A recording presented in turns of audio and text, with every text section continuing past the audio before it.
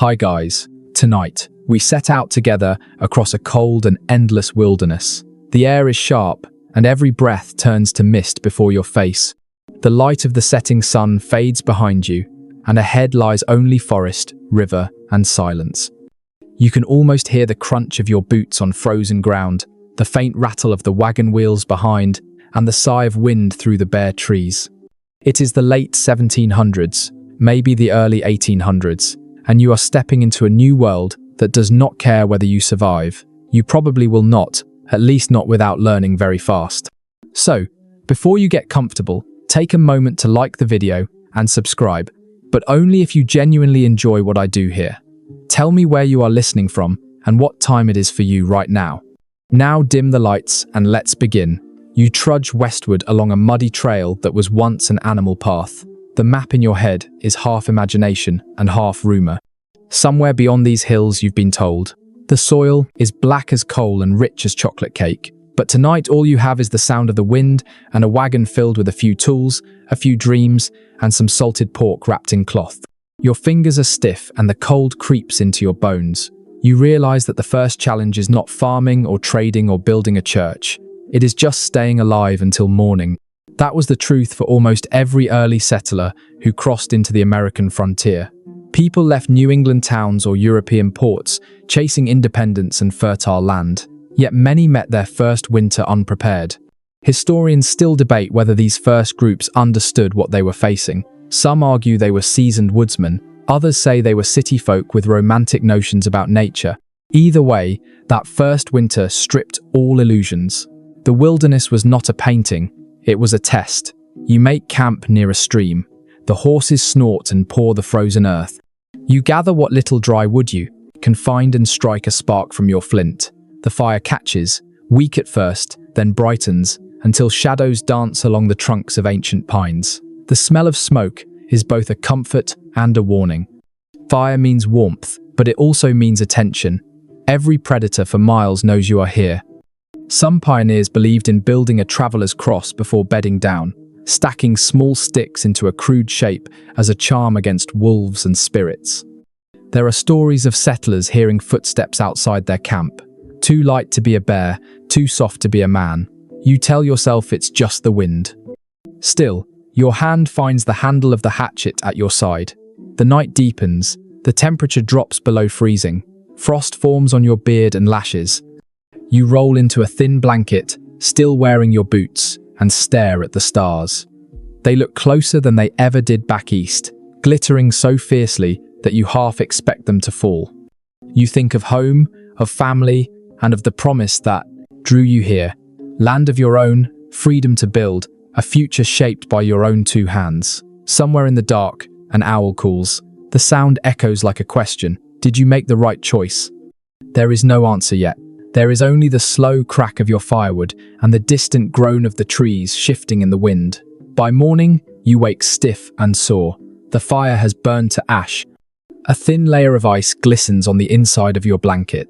You rub your hands together and stare at the forest, realizing that every tree around you might one day be a wall, a roof beam, or a door. You will have to learn which wood splits clean, which resists rot, which bends and warps in the cold. You will have to learn how to fell a tree safely without crushing yourself beneath it.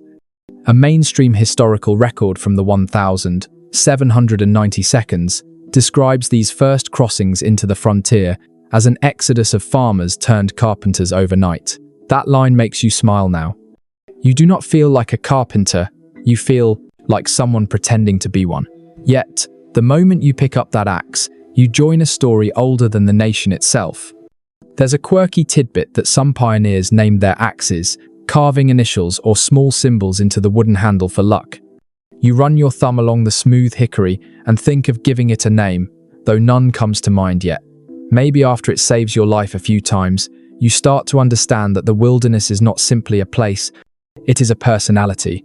Sometimes it feels generous, letting you find dry wood and easy kindling.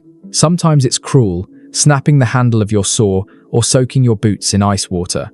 But it always demands respect. By evening, you've scouted a ridge near a bend in the river. There's flat land for a cabin, a stream for water, and thick pine woods that will block some of the wind. It is not much, but it is enough. You drive a stake into the ground, marking the spot that will become your home. The sun sets behind you, spilling gold over the treetops. You stand there for a long while, letting your breath rise in pale clouds, trying to imagine a cabin where there is now only emptiness. The air smells of sap and snow. You feel the first flakes begin to fall, gentle and slow, whispering on your shoulders like a warning. Winter is coming fast. Every hour will count now. You pull your coat tighter and walk back to the campfire. As the flames rise again, you hold your hands close, staring into the embers. You can already picture it, smoke curling from a chimney, a door that shuts out the wind, warmth waiting inside, but that is still a dream. For now, the stars are your roof, and the forest is your wall. You listen to the quiet, knowing that the story of survival has only just begun. You wake to the sound of birds pecking through frost, the kind that pierces the quiet just before dawn. Your breath fogs in the air as you stretch your stiff legs and look around. The fire has died to a dull red glow, and the ground beneath you feels like stone. It's time to choose where you will build. Shelter will not build itself, and winter does not forgive hesitation. Choosing the ground is not just about where you want to sleep. It's about whether you want to live. You walk along the ridge, boots crunching through thin snow, studying the slope and the shape of the land. The pioneers learned fast that beauty did not mean safety. A meadow might look perfect, but one heavy rain could turn it into a swamp. A low valley might seem calm until the river floods and drowns your stores of grain. You pause near a patch of tall pines and listen to the wind's direction. If you can hear it whistling through your ears now, imagine what it will do in January. You shift your gaze to a small rise near a stream. The soil there looks firm, the ground dry, and the trees thick enough to block northern gusts. That feels promising. A mainstream historical record from an 182 Settlers Guide advised, build where water is near, but not at your feet. You smile at that advice. It sounds simple, but it hides the hard-earned lessons of men and women who learned too late what freezing runoff could do to their doorstep. As you kneel and press your hand to the earth, the cold seeps through your glove. The soil is dense but workable. You draw a crude outline with a stick, marking corners and walls that exist only in your imagination. You can almost see it, a rough cabin of pine logs, smoke curling from a hole in the roof, your own hearth glowing through the frost. Still, every decision feels like a gamble. Historians still argue whether settlers chose high ground out of knowledge or luck. Some say it was trial and error. Others believe indigenous guides taught many of them where the soil drained best and where the frost hit last. You'll never know exactly which of those theories is true, but you can feel the truth in your bones. If the ground beneath you holds, so might your future. You take a slow breath and smell pine resin and cold earth. The forest hums with small noises, a squirrel rustling, a crow calling somewhere unseen. You remember that you're not the first to set foot here.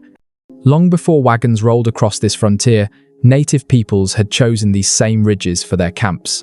Some left stone hearths, others faint mounds of earth. You try not to disturb them. A few pioneers swore bad luck followed those who built over old burial sites. Whether you believe it or not, respect feels like a safer choice. You move toward the river, breaking thin sheets of ice with your boot. The water runs clear and cold. It's good water, not stagnant or muddy. You fill your tin cup and sip carefully, wincing at the chill. The taste is sharp, almost metallic, but clean. You picture how this river will serve you through the year. Water for cooking, washing, even turning a small mill one day, if you live long enough to build one. A quirky fact that makes you chuckle comes to mind. Some settlers in the Ohio Valley once tested their new water sources by dropping in a live fish. If it survived the night, they considered the water safe. If it didn't, they moved on. You have no fish to spare, but you like the idea of letting nature be your tester. You walk back toward your stake and notice the light shifting through the trees. The frost glimmers like powdered glass. Each beam of sun feels like hope, fleeting, but real. You start marking trees that will have to fall first. Your axe feels heavy but dependable, its iron head catching the morning light. This is how it begins. You stop for a moment and simply listen. The forest around you has a rhythm, almost like breathing. The trees creak, the river murmurs, and every sound feels older than you can imagine. You realize how small you are standing here with one axe and a dream of a roof. It humbles you, but it also stirs something fierce inside. By midday, you have marked a rough square of land, maybe 20 by 20 feet. It will not be grand, but it will be yours. You scrape the snow aside to reveal the brown soil, then scatter a handful of pebbles where the hearth might stand. The act feels ceremonial, though you don't quite know why. Perhaps it's the first true sign that this place will become a home. As you rest your arms, you think of the others who made the same choice before you. Families who carried infants through forests, who buried children beside cabins that no longer stand.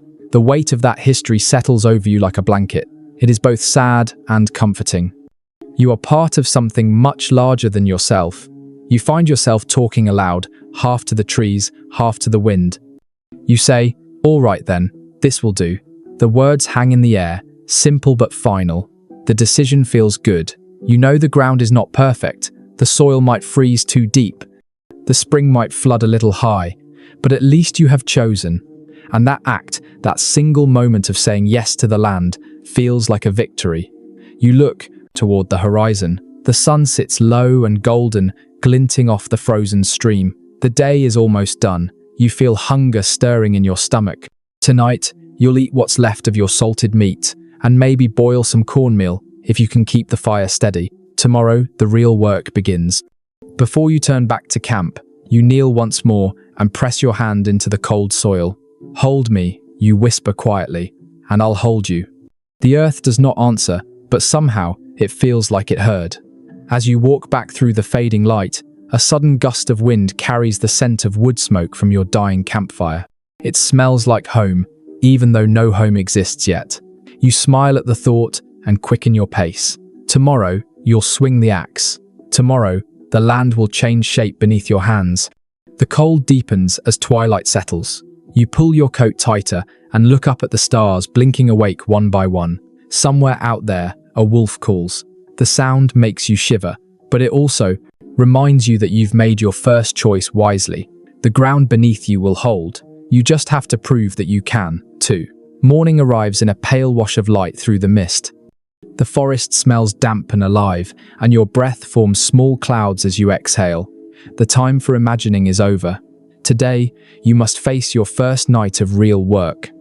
No cabin, no walls, just the open sky above your head. The day will be long, but it begins with a plan. You move quietly through the trees, scanning for fallen branches, dry bark, and any sign of shelter. A hollow tree would be a miracle, but the trunks here are solid and unyielding. You find instead a shallow rise near your marked ground, where the roots of an old oak have lifted the earth like a small ridge. It will have to do. You kneel, tracing the shape of the spot with your hand. The soil is frozen hard, but if you dig shallow trenches and build a simple windbreak, you might just make it through the night. Early settlers often did the same, creating makeshift lean-tos out of brush and fallen limbs before they could raise real walls. Some even slept beneath overturned wagons. The canvas top turned into a crude tent. Records from the early frontier mention how those first nights were a test of willpower. Many families simply froze before they ever built a roof. The diaries that survive speak in short sentences, clipped by exhaustion. We slept by the fire. The wolves howled. Snow began before dawn. It makes you wonder how many stories were never written at all. You gather branches and angle them against the trunk of a tree. Each one thuds softly as it falls into place. The rhythm is hypnotic. Your hands sting from the cold, and you pause to blow on your fingers, flexing them against the ache. You drape pine boughs across the frame, layering them until it feels like a real wall. The smell of sap fills your nose, sticky and sharp. The work is awkward, but strangely satisfying. The body warms through motion, and, for a while, you forget the cold. You crouch to inspect your creation, a half shelter that leans against the forest, like a tired companion. It is not pretty, but it will block the worst of the wind. You spread your blanket on the ground and line it with pine needles, hoping the soft layer will keep you off the frozen soil. An unusual piece of advice from an 1810 homesteader's journal comes to mind. The writer claimed that pioneers sometimes buried hot stones under their bedding to hold the warmth through the night. You decide to try it. You heat a few round stones near the fire until they glow faintly. Then roll them into shallow holes and cover them with earth. The ground begins to steam. For a brief moment, the scent of warm soil fills the air, a strange comfort in the wilderness. You take a step back and study the scene. Smoke curls upward through the branches, blurring the line between ground and sky. The sound of crackling wood mingles with the soft hiss of snow melting near the fire. This is life reduced to its bare bones: wood, water, heat, and will. Experts continue to discuss how much survival in these first winters depended on knowledge versus sheer luck. Some pioneers had grown up chopping wood and hunting. Others came from towns where the hardest labor was drawing water from a well. It seems that those who lasted shared one trait above all else: the ability to adapt quickly. You can feel that truth in your own tired arms. The afternoon fades fast. By the time you finish stacking the last log, the forest glows blue with twilight. You add a few extra branches to your fire and sit close, letting the warmth creep through your boots. Your muscles throb, but you feel a quiet pride. You have made something. It is not much, but it stands between you and the dark. From the edge of your vision, a small movement catches your eye. A rabbit darts through the underbrush, its fur almost invisible against the snow. You watch it disappear into the shadows and smile. If it can live out here, so can you. An odd superstition from early trappers whispers through memory. They believed that if you saw a rabbit on your first day of building, your home would last through 7 winters. You do not know where you heard it, but you decide to believe it anyway. Faith, even in nonsense, has a strange way of keeping the cold away. As the night deepens, the fire crackles louder, a steady heartbeat against the silence. The wind sighs through the trees, tugging at your makeshift roof. You listen to its voice, half laugh, half warning. You think about the people who will come after you, who will walk through these same woods and find only traces of what you built. Maybe a rusted axe head, maybe a circle of stones from your hearth. History often leaves behind such small clues. You stretch out on your bed of needles and stare up at the small patch of stars through the branches. The light wavers as smoke drifts past. Soft and silver, the fire's warmth wraps around you, but you know it will not last. Every few hours, you'll have to wake and feed it again. Sleep will come in fragments, broken by the need to survive. Before you close your eyes, you whisper a quiet promise to yourself. Tomorrow, you will fell your first tree. Tomorrow, the work will truly begin. The forest cacks in reply, as if acknowledging your vow. Somewhere in the distance, ice cracks on the river like a slow drumbeat. You breathe deeply and let the sound carry you into restless dreams of log walls and a roof that does not leak. The stars fade by degrees until only the fire's glow remains, pulsing gently against the snow. You turn once more on your bed, clutching your blanket tighter, and listen to the forest breathe around you. You made it through one more night, out here. That is victory enough. The next morning greets you with a thin veil of mist rising from the river. The air smells of cold water and wood smoke.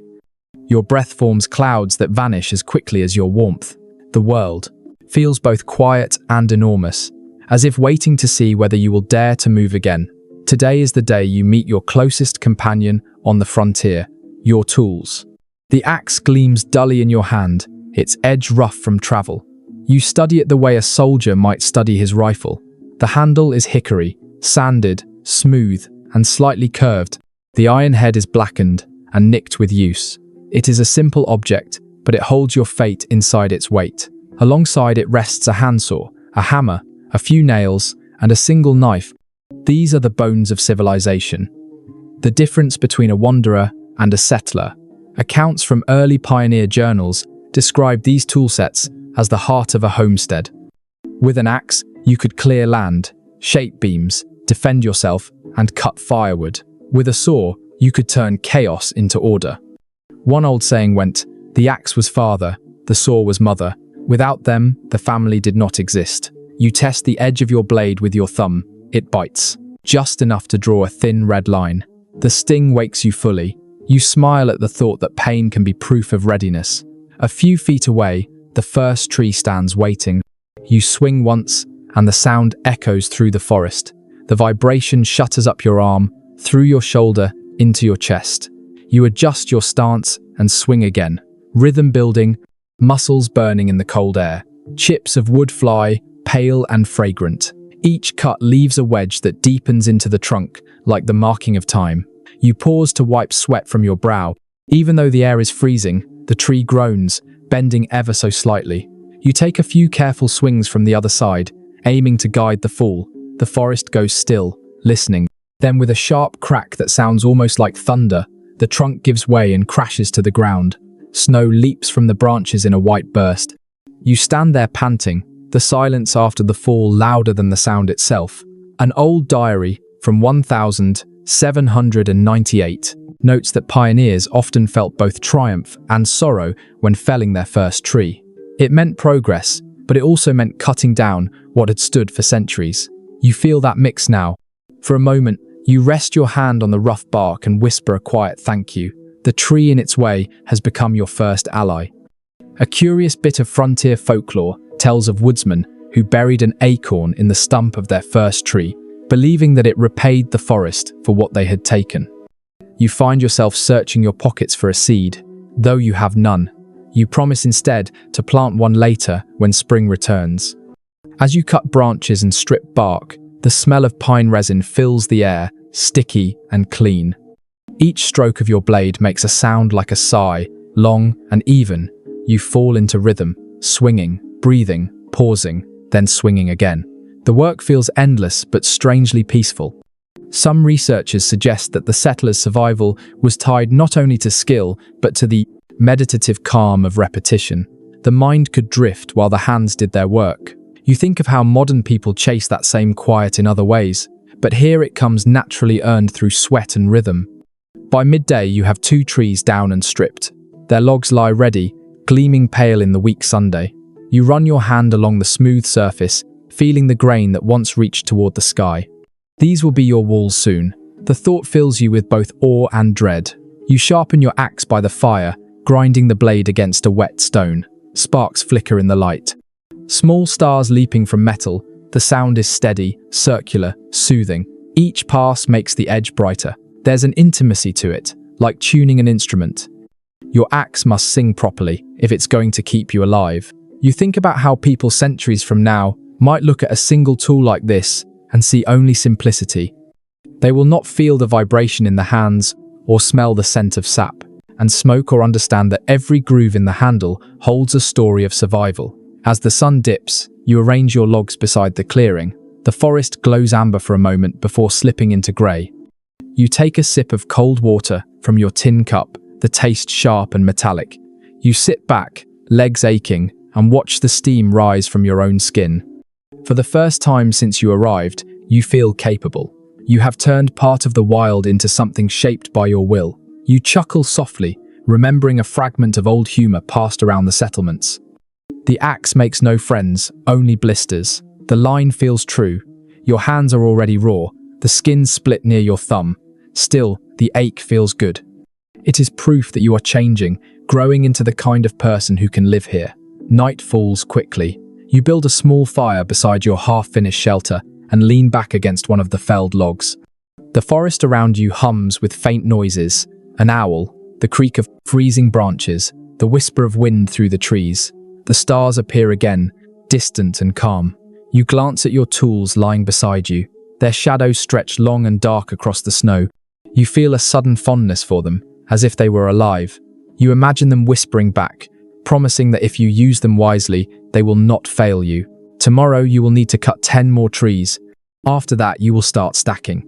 But for now the fire crackles softly and the forest seems to breathe with you. You let your eyes drift shut, the handle of your axe resting across your knees like a loyal friend keeping watch. The cold air bites your cheeks before the sun even touches the treetops.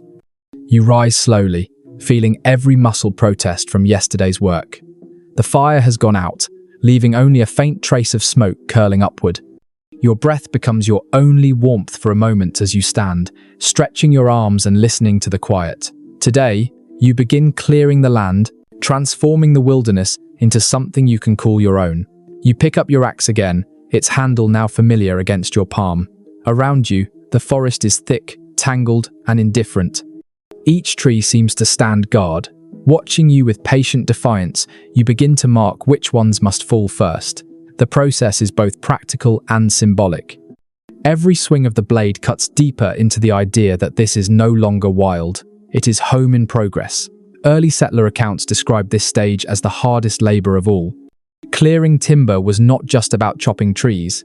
It meant dragging stumps, splitting roots, and burning piles of brush that smoked for days. Some newcomers from Europe had never seen forests so dense, their trees packed so tightly that sunlight barely touched the ground. One diary from 1795 called it a green prison that must be opened by fire and sweat. You understand that now? You start with the smaller saplings, their thin trunks bowing before each strike. The rhythm returns quickly, that blend of thud and echo that feels like a heartbeat. You drag the fallen branches aside, stacking them in heaps that will later feed your fire or fortify your walls. The ground beneath your boots becomes uneven, scattered with chips and roots. The smell of freshly cut pine fills the clearing, sweet and ruinous. You pause for a moment and just breathe it in. There is a strange joy in the scent of labor. The sun climbs higher, thin light filtering through your growing gap in the trees. Each new ray feels like a small victory. According to a frontier manual printed in 1811, the best way to claim land quickly was to make it unmistakably yours. Clearing trees, planting a few crops, and leaving signs of human effort ensured that no one could dispute your ownership. You glance at your patch of churned earth and feel a quiet satisfaction. The land is beginning to remember you as you hack away at a stubborn root. Your axe head strikes something solid. You dig with your hands and uncover a smooth stone, round and white like bone. For a moment, you wonder if it belonged to something older than your tools or even your people. Some pioneers believed that strange stones carried luck. Others swore they attracted misfortune. You decide to keep it just in case it leans toward the first. Folklore from this region tells of settlers who whispered thanks to the trees they cut and apologized to the stumps they left behind. It sounds foolish at first, but as the day goes on, you start to understand. The forest takes effort to bend, and gratitude feels like part of the exchange. In the distance, you hear the echo of another axe. Someone else is out here, maybe a neighbor, though you have yet to meet one. The sound reminds you that even in this emptiness, you are not completely alone. It is comforting and slightly eerie, like hearing an echo of your own determination. You pause for lunch, sitting on a fallen trunk. The salted pork tastes rough, but it fills your stomach. You drink cold river water and feel it sting your throat. The silence around you is vast, broken only by the soft hum of insects and the creak of a distant branch. You start to hum a tune without meaning to, some half-remembered song from the coast. Out here, even a kid voice sounds large. By afternoon, you've cleared a wide enough space to see the sky fully above you. The openness feels strange, almost too bright. The air smells of ash and sap. You build a small brush fire to burn what you cannot use, feeding it slowly as the smoke rises in thin grey ribbons. The flames twist and dance, and you catch yourself staring, mesmerized. Researchers today often point out how fire shaped early pioneer life as much as any tool. It was warmth, light, protection, and destruction alone. You can see why. The crackling sound feels alive. The heat on your face, a reminder that you've won at least one small battle against the cold.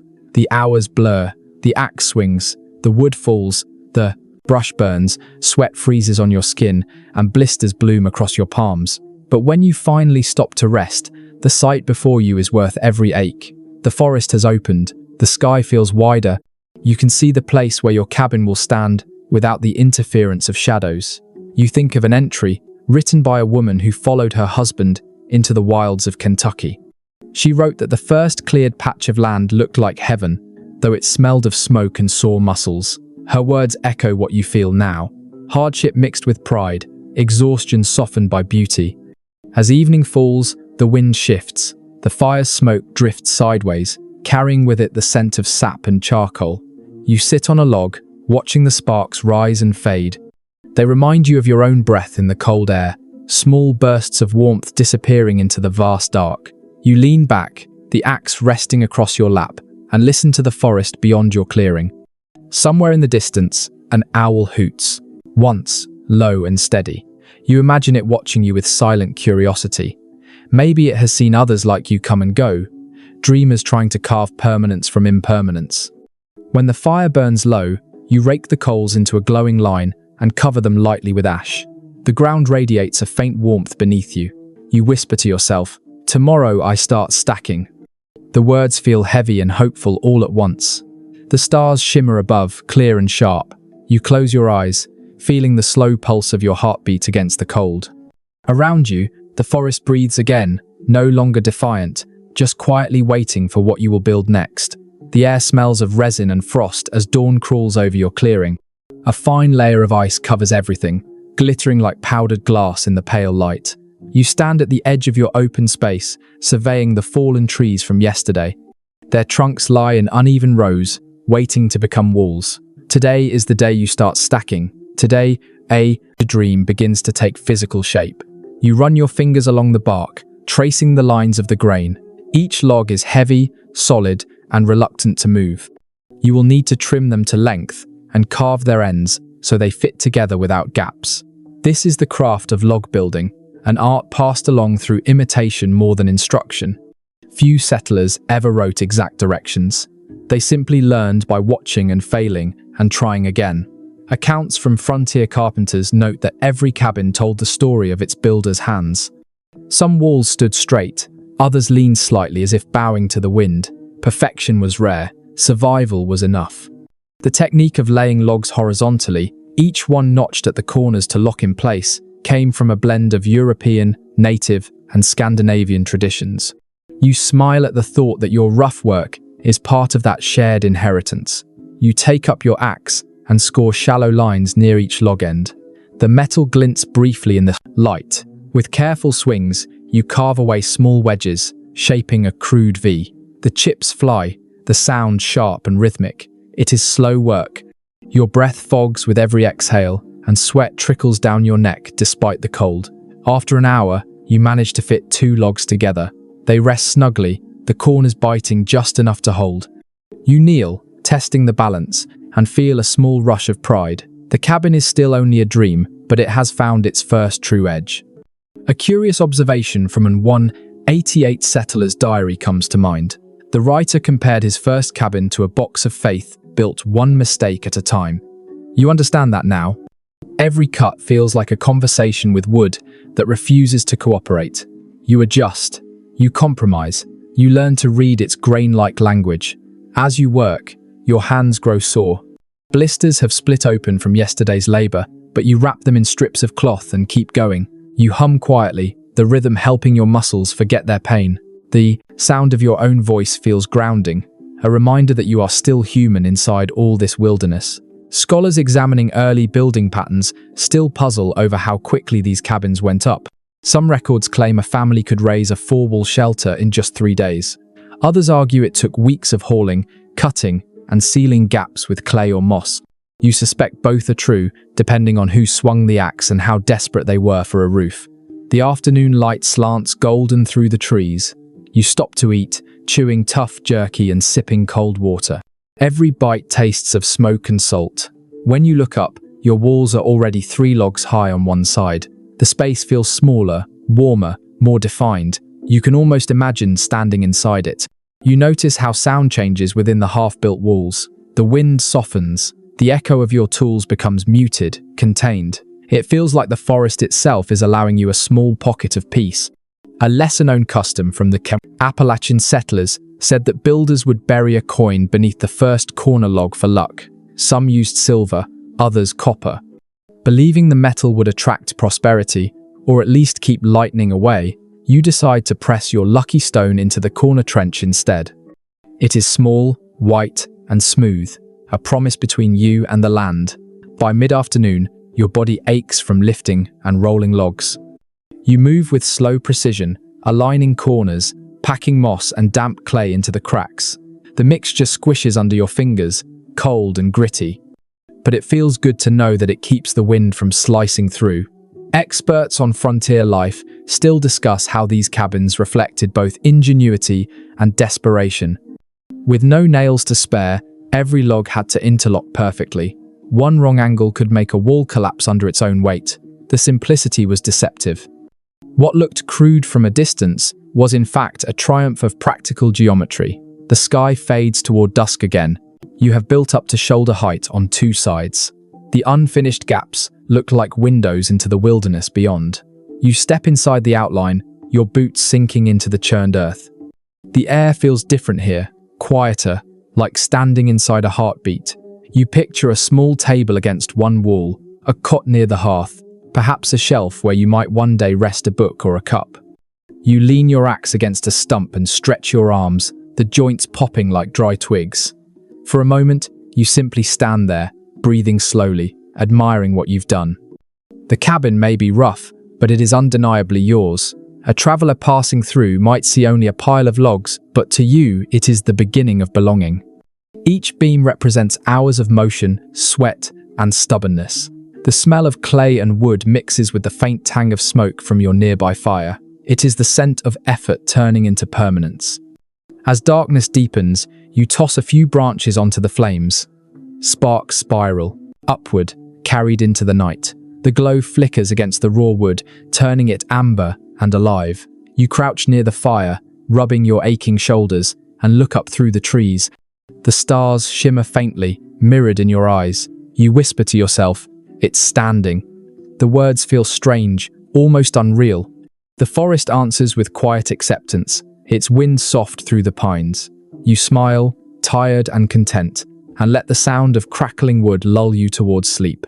The morning begins with a low sky and the smell of wet earth. The forest seems quieter now, subdued by your progress. You stand beside your half-built walls, examining the seams between the logs. Thin ribbons of mist cling to the gaps, marking where the wind still finds its way through. Today you will seal them, closing the cracks that stand between warmth and frostbite. You gather moss from the north side of nearby trees, the green strands damp and soft between your fingers. The pioneers called this work chinking. It was tedious, dirty, and absolutely necessary. You mix the moss with handfuls of clay and damp soil, kneading it like bread until it forms a heavy paste. The smell is earthy, cool, and ancient. Historical building manuals from the 1822 mention this step as the moment a cabin became truly livable. Without it, the wind could whistle straight through the walls, chilling sleepers to the bone. With it, the logs held their warmth, and the fire finally made sense. You can imagine the relief when that first gust stayed outside, instead of finding its way in. You pack the clay mixture into each crevice, pushing it deep with your fingers. It squishes cold against your skin. Your gloves, stiff from frost, quickly become useless, so you toss them aside and work bare-handed. The mixture dries fast, forming dull streaks that harden like stone. As the wall darkens, it begins to look solid, like something that belongs to the earth rather than sitting upon it. A peculiar detail from one settler's letter comes to mind. He wrote that some families used animal hair, straw, or even shredded cloth instead of moss. One woman reportedly sacrificed her only quilt to keep her cabin airtight. You smile softly, imagining her tearing fabric with quiet determination, while snow fell outside. You move from corner to corner, pressing, smoothing, pressing again. The work is steady and grounding. Each motion feels like sealing away a little more of your fear. When you pause to stretch your back, you notice how the cabin's scent has changed. The mix of pine, clay, and damp earth creates something entirely new. A fragrance that smells like effort turning into safety. Some historians suggest that these small details of construction shaped the pioneers' psychology. The act of sealing gaps was not just physical labor, but also symbolic. You were closing off the chaos of nature and defining the boundaries of your own life. Standing here with clay-stained hands, you can feel the truth sink in. A gust of wind blows through the clearing, testing your work. The air hums softly against the logs, but no longer whistles through. You grin in triumph. The forest can still watch, but it cannot enter. Not easily. You take a break and sit near your fire, eating a piece of bread gone tough from the cold. The sound of cracking wood mixes with the rustle of branches above. You find yourself thinking about how simple materials, mud, moss, and wood, can mean the difference between death and survival.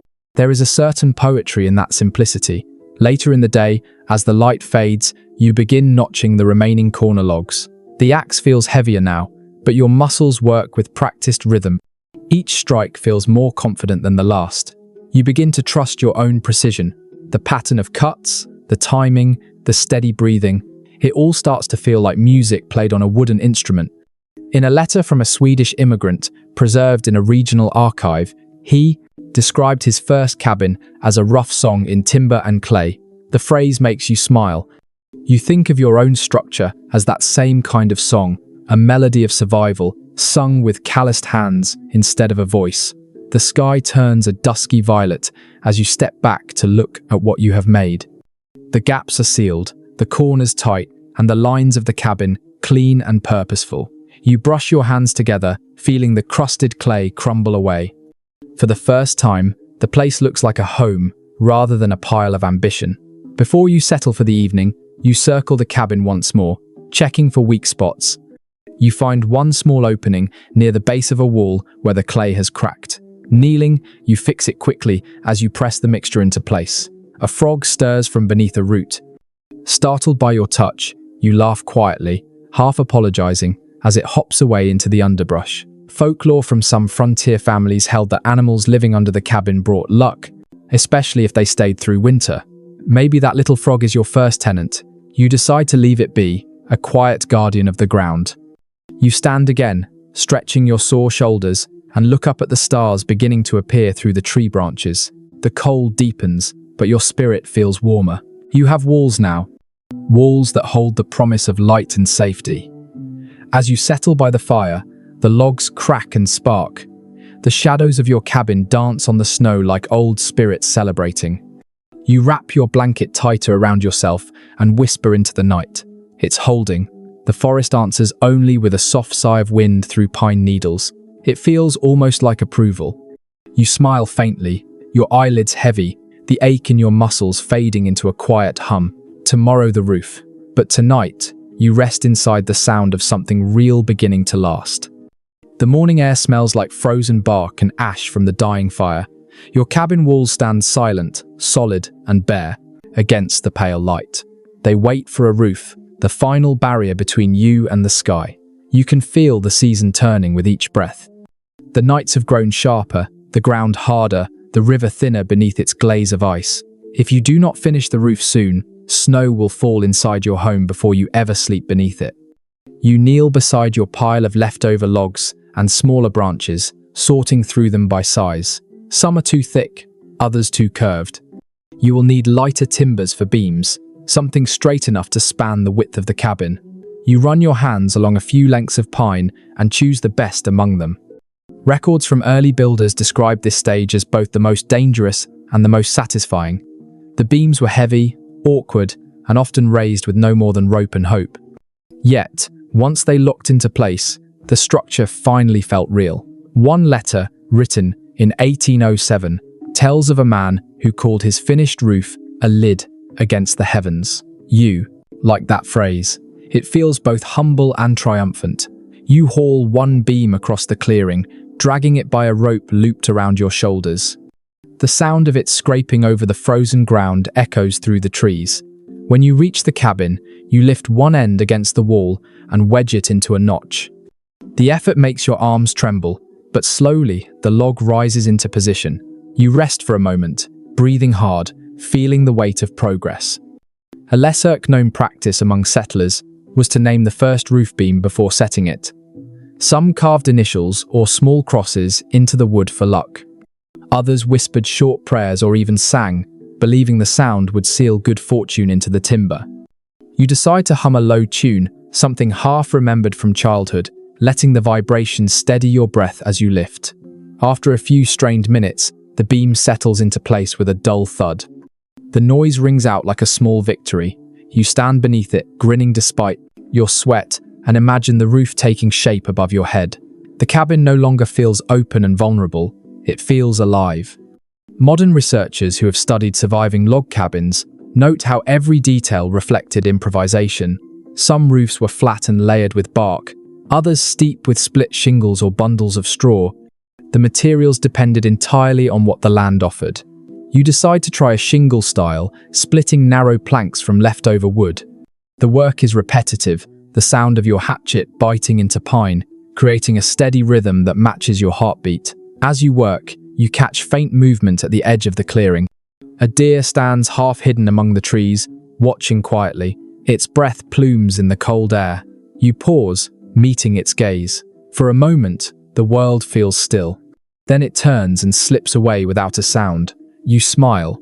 Maybe it approves of your craftsmanship. You climb the wall carefully, balancing on the lower beams, your boots scraping the rough bark. The view from above is dizzying and beautiful. The forest stretches endlessly, a frozen sea of green and silver. Smoke curls lazily from your fire below. You feel both powerful and fragile standing up here, part of something larger than you can name. You lay the shingles one by one, each overlapping the next. The smell of sap clings to your hands. The wind hums softly through the branches, brushing against your face like breath. You secure each piece with care, pressing it tight to keep the snow from slipping through. The repetition becomes hypnotic. Time feels slower, more deliberate. An entry from an early settler's journal mentions how builders sometimes raced storms to finish their roofs. "We nailed and prayed in turns," the man wrote. "And by God's mercy, the snow began only after we lay the last plank." You glance up at the thickening sky and hope fortune grants you that same mercy. By afternoon, clouds gather in a dull grey blanket. You work faster now, fingers stiff, movements jerky. The wind shifts, carrying the scent of coming snow. You can almost hear it in the distance, that soft, endless whisper that precedes a storm. Your hands ache, but you refuse to stop. You drive the final shingle into place just as the first flakes begin to fall. Snow drifts slowly through the air, light as breath. It lands on the roof and melts instantly against the fresh wood. You climb down, legs trembling, and step back to admire your work. The roof gleams faintly in the fading light, a promise against the sky.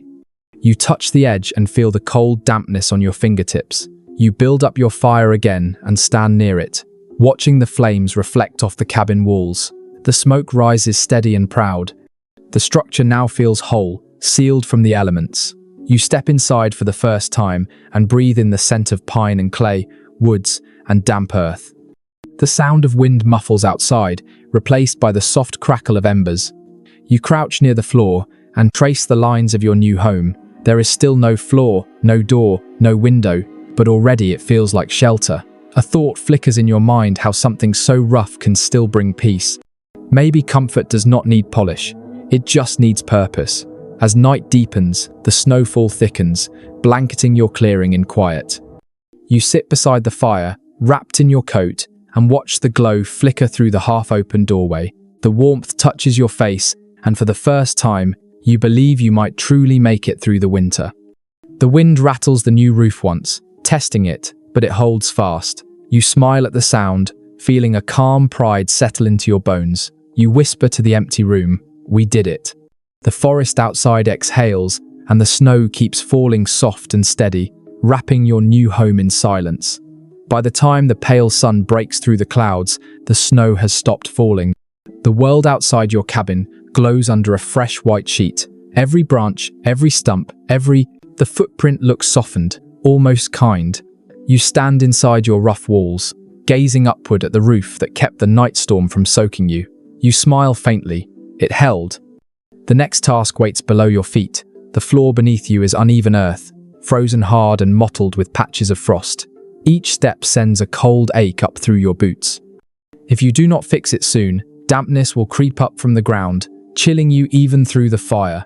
You crouch, running your hand along the soil. The texture is gritty and cold, but familiar now. You will need a barrier, something solid. Some settlers laid rough planks over packed dirt, while others dug shallow trenches and filled them with stones. A few even built their cabins slightly raised on rocks or logs to keep them dry during spring floods. Letters from early Ohio settlers mention that a good floor is not luxury, it is sanity. You believe that fully as your knees press into the icy ground. You begin by leveling the soil, breaking apart clumps and spreading them evenly with the back of a shovel. The handle cacks in your hands. Each motion releases the earthy smell of cold clay mixed with pine needles. The sound of scraping metal and shifting dirt fills the cabin, steady and comforting.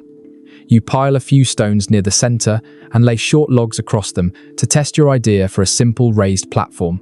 The first one rolls slightly unsteady, so you wedge a flat stone beneath it. The log steadies, and you nod to yourself. Slowly, the shape of a floor begins to emerge. A curious detail appears in several regional records.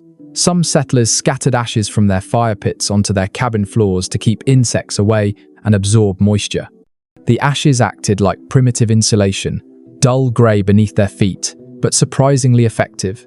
You remember that as you sweep leftover ash from last night's fire into the corners of your foundation. It feels like borrowing wisdom from ghosts. Once the base is ready, you split a few long planks from your remaining logs. The wood cracks and sigh under your axe. The scent of fresh pine fills the air again, rich and clean. You drag each plank inside and fit them snugly, their rough surfaces creaking as they settle into place. When you finally stand back, the cabin floor looks uneven but strong, a patchwork of effort and persistence. You test it with your weight, pacing slowly from wall to wall. The sound is new, a solid thud instead of the crunch of frozen dirt. The vibration of each step hums through your bones like reassurance. You think of how months from now this same floor might echo with softer sounds, boots drying by the fire, spoons scraping tin bowls, laughter during a thaw. Researchers who study pioneer settlements often describe the moment a floor was laid as the emotional midpoint of survival. The walls and roof meant protection, but the floor meant stability. It marked the shift from enduring to belonging. You feel that transformation settling quietly inside you now. Next, you turn your attention to the doorway. Until now, a rough gap between the logs has served as an entrance, letting both wind and light pass freely. You will need a real door soon. You trim a few leftover planks, joining them edge to edge and binding them with cross pieces. The work is clumsy, the nails scarce, but eventually, you fashion a simple rectangle that will keep the cold outside where it belongs. A detail you recall from an old carpenter's manual makes you pause. Builders once believed that the direction a door faced determined the temperament of the household. East-facing doors invited hope and renewal with each sunrise. West-facing ones promised endurance, but also melancholy. You glance toward the horizon, watch the faint light filter through the trees, and choose east. Hope feels better than melancholy. It takes most of the day to hang the door properly. The hinges are rough iron salvaged from a wagon part. When you finally push it closed, it cacks but holds. The muffled quiet that follows feels astonishing. The wind's howl softens to a murmur. The fire's crackle becomes a heartbeat again. The sound of the outside world fades until all that remains is your own breathing. You light a small fire near the center of the room, watching the smoke twist upward through the hole in the roof. The scent of burning pine fills the air and warmth spreads quickly. The light paints the logs in shades of amber and gold. Shadows ripple softly across the floor you built just hours ago. A diary from an early Vermont settler describes the first night with a roof, door, and floor as the evening when silence turned from threat to comfort. You understand that perfectly now. The quiet no longer feels empty. It feels earned. As night settles, snow begins to drift again, silent and light. You sit by the fire with your back against the new wall, your body exhausted but calm. The flicker of flame reflects faintly in the iron hinge, glinting like a promise. You can hear the snow gathering on the roof, a soft rustle like the sound of slow applause. Outside, the forest sleeps under its blanket of white. Inside, your world has shape, scent, and warmth. You stretch your legs across the new floor and smile to yourself, thinking that if anyone could see you now, they might not realize how close comfort and struggle sit together out here. Before you drift towards sleep, you whisper to the shadows, "We're getting there." The fire answers with a slow crack, steady and warm. The sound carries into the dark, a lullaby built from effort, breath, and the steady rhythm of survival. The morning light slides through the gaps around the door, soft and pale. Inside, the air smells faintly of wood smoke and pine sap. Your cabin has begun to feel different now. The emptiness that once echoed through it has softened into a quiet rhythm of daily life. As you stretch and stir the coals back to flame, you notice the sound of footsteps outside. You reach for your axe out of habit. Your fingers tense, but the sound is followed by laughter. Two figures appear at the edge of the clearing, their coats dusted with snow. They are neighbors, though you have never seen them before. The man lifts a hand in greeting, and the woman carries a basket covered with cloth. For a brief moment, you realize how strange it feels to see other people after so many days of solitude. You step outside and breathe in the cold air. The man introduces himself with a grin, calling you neighbor, as though the word itself builds a bridge across the forest. They have come to help with what everyone calls a raising. Accounts from early frontier communities describe these gatherings as lifelines. When a settler began building, others from miles around would travel to lend hands, tools, and laughter. One record from 1813 said that no cabin truly stood until the neighbors had touched it. You suddenly understand that phrase in a new way. The woman lifts the cloth from her basket, revealing loaves of dark bread and a jug of cider. The smell hits you like warmth itself. She smiles and says, "We eat, then we work." You grin back, surprised by how much joy those simple words bring. Soon more people arrive, bundled in rough coats and wool hats, their breath visible as they talk. They come carrying saws, ropes, and stories. There are perhaps 10 of them in all, men and women, young and old, their faces red from the cold, but shining with purpose. You feel a rush of gratitude that you cannot quite put into words. One of the older men studies your cabin and nods approvingly. "Good walls," he says, running his hand along the logs. "You'll be glad for them come January." His voice carries the calm of experience, the kind that makes you trust every syllable. A folk saying passed between settlers claimed that a single cabin is a risk, but a circle of cabins is a home. You feel that truth now as they move together with easy coordination. Some begin chopping fresh logs, others mix clay for ceiling, and a few start helping you build a chimney to replace the crude hole in your roof. The sound of hammers, laughter, and conversation fills the clearing. The rhythm of community replaces the lonely thud of your solitary work. Every few minutes, someone cracks a joke or shouts encouragement, and even the trees seem to listen. The forest that once felt indifferent now feels like a witness to cooperation. An entry in a local township record from 1799 describes one such day vividly. The women brought bread and songs, the men raised the roof, and before sunset, the smoke from the new hearth marked another home claimed from wilderness. The scene unfolding around you could be that very page brought to life. By midday, the new chimney rises from your wall, built of stacked stone held by clay. Smoke from your fire now climbs through it in a clean, twisting column, disappearing into the pale sky. You smile at the sight, the same kind of pride that comes from watching your own breath on a cold morning. You sit for lunch beside your new neighbors, sharing bread, cider, and stories. Someone mentions a rumor that a trader will pass through before winter ends, bringing sugar and coffee. The talk turns to family, to lost friends, to the hardships that never quite stop, but somehow become bearable when shared. A curious note from an old minister's memoir tells that during these house raisings, some settlers carried a small bottle of whiskey to bless the rafters. The custom was meant to keep away misfortune and to celebrate the completion of a home. When one of the men offers you a sip, you laugh and take it. The burn in your throat feels like fire meeting fire. By afternoon, the work continues with easy rhythm. The younger boys carry stones for the hearth, the women reinforce gaps with moss, and the older men test each beam for strength. When the final piece is set into place, a cheer rises through the clearing. The sound echoes across the trees, startling a flock of birds into flight. Modern historians often highlight how these gatherings formed the first sense of community identity in the frontier. They were more than labor exchanges. They were social bonds woven through necessity. Out here, survival required cooperation, and every shared task carried the weight of belonging. As the day fades, the helpers prepare to leave, their laughter still lingering in the air. The woman who brought bread squeezes your arm before departing. "You'll manage fine," she says.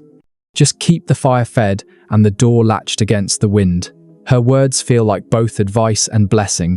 When the last of them disappear down the snowy path, you stand at the edge of your clearing, watching their footprints fade into twilight. The forest feels quieter, but no longer lonely. The traces of their presence remain in every improvement they helped you make. You step back inside your cabin, closing the door gently behind you. The warmth from the fire spreads evenly now. No smoke choking the air, the chimney works. You sit on your wooden floor and listen to the faint crackle of burning pine. The smell of bread lingers, mingled with smoke and clay. You think of what the older man said, that no cabin truly stands until others have touched it. You understand now that survival in this place was never meant to be a solitary triumph. It was always a chorus. Outside, the wind rises again, but its voice seems softer tonight. You stretch out beside the fire, feeling safe, and let your eyes close to the rhythm of popping embers and the faint whisper of the world beyond your door. The next morning smells faintly of smoke and baked bread. The fire has burned low, but the cabin holds its warmth. You sit up slowly, rubbing your eyes, and listen to the soft creak of the walls as they settle in the cold. The quiet feels alive. A faint glow filters through the cracks around the door. You have neighbors now, and though they are far, their presence hums somewhere in your thoughts. Today, you begin to notice the smaller things that make a cabin feel human. The coarse bark on the walls scratches against your fingers as you move around. Your breath still mists in the air, but the space no longer feels like a box of wood and earth. It is becoming something gentler.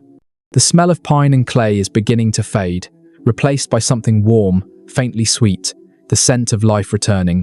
You start tidying the inside, gathering chips of wood and sweeping them toward the hearth with a bundle of twigs tied together with string.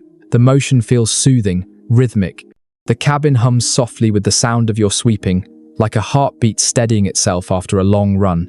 In every story of the frontier, there is one quiet truth often overlooked. The women of these settlements shaped survival into comfort. Historical journals speak of them transforming bare walls into living homes. They brought not just endurance, but beauty into hardship, making the wilderness bearable. You can almost imagine one now, humming softly while spreading quilts along the logs, hanging dried herbs from the rafters, filling the air with the faint perfume of lavender and smoke. The same journals describe how women ground corn by hand, churned butter in wooden buckets, and mended torn shirts by the light of the fire. These small acts were not decoration, they were resistance against despair. A domestic guide published in the 1830 seconds mentioned that a woman's needle holds the house together better than any nail. The phrase feels poetic, but also profoundly true. You picture such hands rough from work yet graceful in motion, sewing patches that tell stories of scarcity and pride. Outside, the snow crunches under your boots as you step out for firewood. The world sparkles under the morning light, every branch lined with frost. You catch sight of the same deer from before, watching again from the edge of the clearing. Its ears twitch at your movement, but it does not flee. You wonder if it recognizes you now, or perhaps just the scent of safety radiating from the smoke above your cabin. Back inside, you arrange your supplies. The rhythm of routine begins to take hold. Stack the logs, sweep the ashes, warm the room, mend what is torn. There is peace in the ordinary, a comfort that feels hard-earned. Scholars of frontier life often note that women's work, though rarely recorded, kept the settlements alive as surely as the men's axes did. They preserved food, taught children, and passed along folk remedies that saved entire families from illness. Without their invisible labor, the frontier might have broken under its own loneliness. A letter written by a homesteader's wife near the Great Lakes captures it simply. "My husband built the cabin, I built the home." You think about that as you glance around your own space. Even without the quilts and herbs, the lesson feels clear. It is not enough to build shelter, you must also give it warmth. You decide to make small changes. You hang your coat near the door, drape your blanket along the wall to stop the draft, and set a few smooth stones near the hearth to hold heat after the fire dies. The cabin feels less harsh already. You hum quietly as you work, echoing that imagined voice from earlier, the one who hummed while making something out of nothing. As the afternoon fades, the fire's light deepens to amber. The room glows softly, and the world outside turns blue. You sit near the hearth, resting your hands on your knees, and let the heat seep into your skin. The crackle of firewood becomes almost hypnotic. You think about how every settlement must have had one woman whose presence changed everything. Maybe she taught others how to cook with less, how to weave mats from reeds, how to turn dried berries into medicine. These small acts of sharing became the hidden architecture of survival. Folklore from the old territories mentions the hearth women, a term of respect for those who could keep a cabin warm with both fire and spirit. They were said to carry light in their hands, to calm storms with a song or silence, an argument with bread. You smile at the thought, wondering how many such women the frontier truly saw. The snow begins again outside, soft flakes gliding past the cracks of the shutter. You place another log on the fire and listen to it pop and hiss. The scent of resin fills the air, sweet and smoky. The warmth settles around you like a blanket. A small realization blooms quietly in your chest. Comfort does not come from abundance. It comes from care, the kind you give to things that will not survive otherwise. The women of the frontier knew that long before it became written wisdom. You stretch your legs toward the fire, feeling the steady pulse of heat against your soles. Outside, the forest has gone still. Inside, your home glows with a warmth that feels older than words. The wind sighs gently along the walls, not as an intruder this time, but as a reminder that the world beyond is vast, wild, and waiting. You whisper softly, "We're learning how to live." The fire answers with a long crack, sparks rising like stars caught in your breath. The light sways, then steadies as if agreeing with you. You close your eyes, listening to the soft sound of snow touching your roof, and drift into dreams that smell of pine bread and quiet resilience. By the time you wake, the fire has gone to ash, but a faint warmth lingers in the room. The walls hum softly with the memory of heat. You rise slowly, pulling your blanket tight around your shoulders, and listen to the stillness. The forest beyond your door is locked in white silence, yet your cabin feels alive, breathing with you. It is time to tend the heart of your home, the hearth itself. You kneel before the circle of stones that make up your fireplace. They are rough, uneven, and blackened by smoke. You scrape out the ashes from last night, their texture soft and powdery between your fingers. The faint scent of burnt pine clings to them. You pile fresh kindling in a small pyramid, laying dry twigs beneath and thicker branches on top. With flint and steel, you strike a spark, and it flares to life, fragile but insistent. The flame catches, crackles, and begins to grow. You watch it dance up through the smoke, golden and alive. The light spills across the room, chasing the shadows into corners. Every cabin on the frontier relied on this same glow. It was warmth, food, and companionship combined. A record from an early Vermont homestead describes the hearth as the one true guardian against despair. Without it, settlers froze or starved. With it, they found the strength to endure. You feel the truth of that as your hands warm above the growing blaze. The fire becomes your teacher. You learn how it breathes, how it prefers slow feeding, how it rewards patience. Too much wood and it smothers itself. Too little and it sulks into smoke. You adjust the logs carefully, coaxing them until the light burns steady and calm. The smell of burning sap fills the cabin. The walls gleam with soft gold, and for a moment, the air feels almost sweet. You stretch your fingers toward the heat and close your eyes, letting it seep into your skin. There is something spiritual about this ritual. Diaries from frontier women often describe the morning fire as a kind of prayer. They rose before dawn, stirred the coals, and whispered quiet thanks for another day of warmth. Some even believe that if the flame died completely, misfortune would soon follow. You smile at the thought and promise yourself to keep it alive. You set a small iron pot on the fire, heating the last of your cornmeal. The smell is faint but comforting. The sound of the bubbling mixture mixes with the crackle of the wood, creating a steady rhythm that feels like music meant only for you. As the morning stretches on, you find yourself speaking softly to the fire. You tell it your plans to cut more wood, to trap rabbits, to seal the roof again before the next storm. It does not answer, but it listens. You can feel it listening. Folklore from the early frontier tells of families who treated their hearths almost like living companions. Some named their fires, speaking to them as though they could hear. A few even tossed small crumbs of bread into the flames as offerings. The superstition may sound strange now, yet as you sit in the warmth, it feels less like superstition and more like gratitude. You step outside to gather more logs, the cold rushing in like an old rival. The snow crunches beneath your boots, the air crisp and biting. You split wood steadily, the axe rising and falling with rhythm and purpose. Each strike sends a small echo through the trees, breaking the silence. When your arms begin to ache, you return inside, arms full of fresh fuel. The moment you open the door, the warmth wraps around you like a familiar embrace. The smell of smoke, pine, and cooked grain mingles in the air. You add another log to the fire, and it responds instantly, crackling brighter, as if welcoming you back. Experts studying early American domestic life often call the hearth the center of community. It was where families gathered to eat, to mend, to talk. In many homes, it was the only source of light through the long dark months.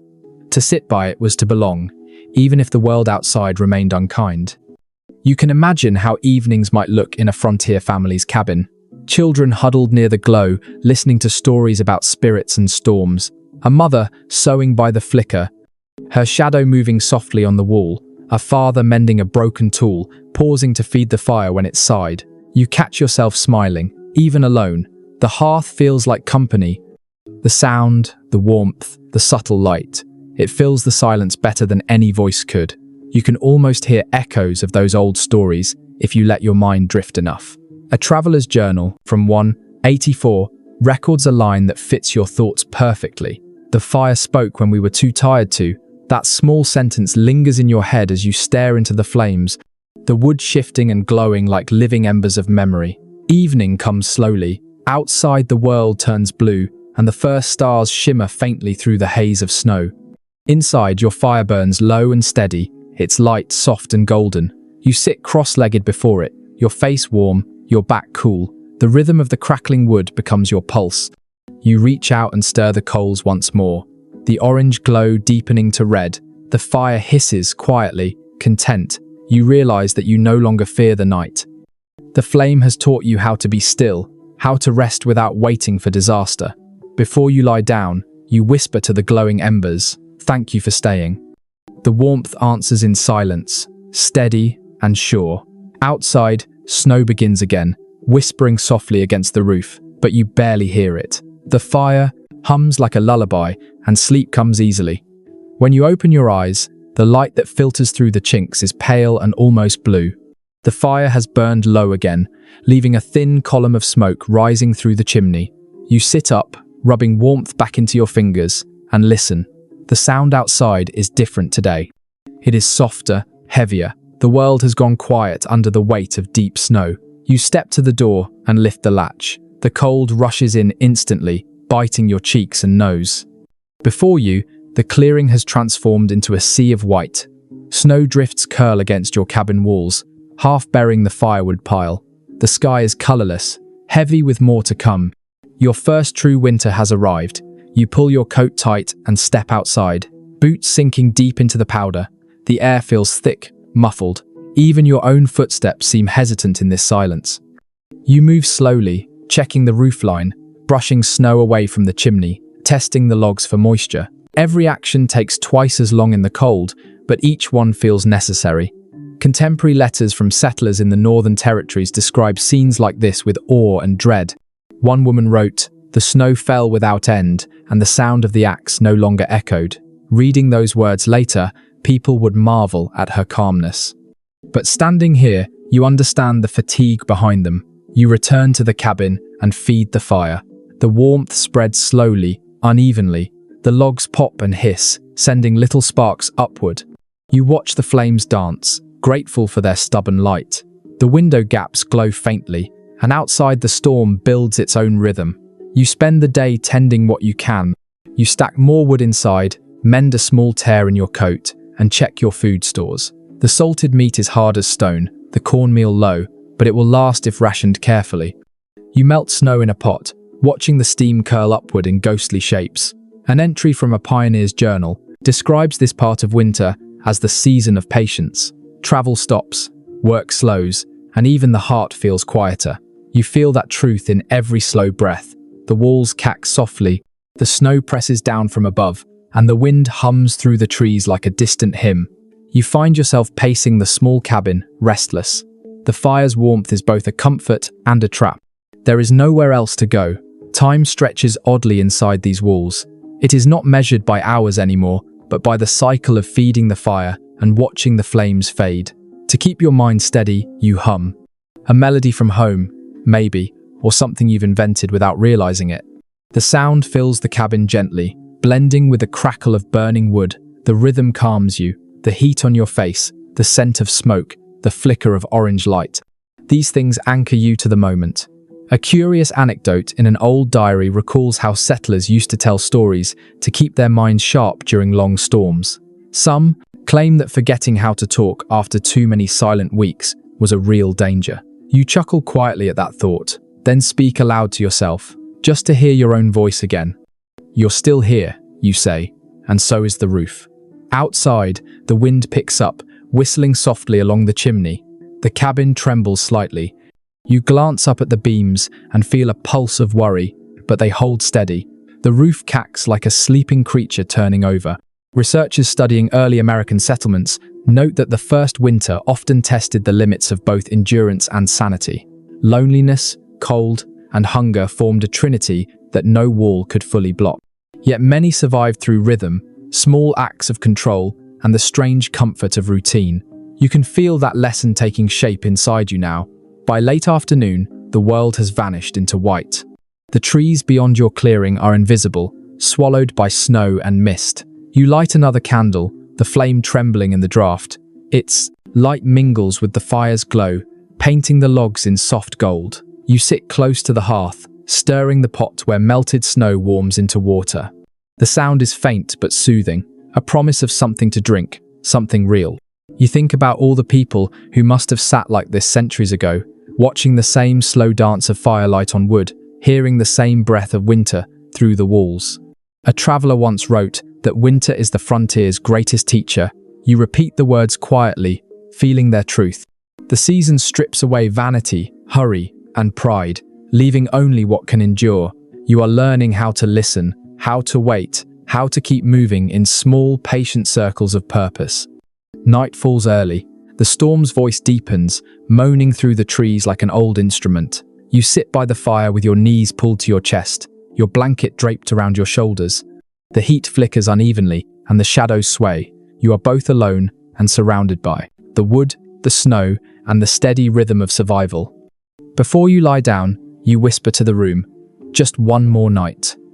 The wind roars in reply, shaking the door, but you hear no threat in it anymore. It is simply the sound of the world, reminding you that you are still part of it. You close your eyes, the glow of the fire still bright against your lids. The warmth seeps into your bones as the cabin cacks around you, holding firm beneath the storm. You drift into sleep, listening to the heartbeat of the wind and the soft sigh of settling snow.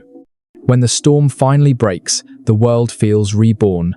The air is sharp and clear, and sunlight spills through the trees like honey. The snow outside glitters so brightly that it hurts your eyes. You push open the door carefully, half expecting the cold to fight back. But the day is calm, the silence deep and generous. For the first time in days, you can hear the forest breathe again. Your footprints from earlier in the week have vanished. The clearing looks untouched, as if no human hand has ever shaped it. You laugh quietly to yourself and step into the powder, your boots sinking deep.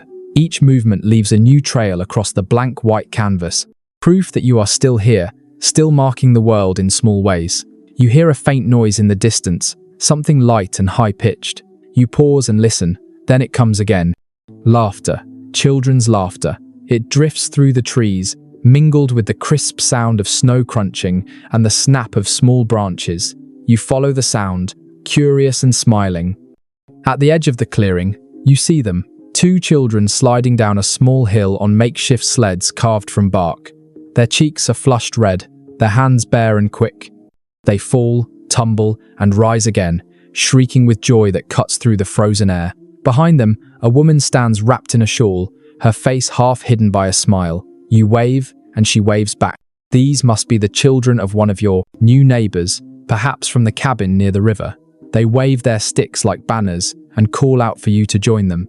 You shake your head, laughing, but your heart feels unexpectedly warm. Historical records from early settlements often mention how children found joy in the harshest conditions. They played with pine cones, carved dolls from corn husks, and built tiny snow houses beside their parents' cabins. Their laughter filled the silence of endless winters, softening the weight of isolation. You can almost hear those echoes across time as you watch the scene before you.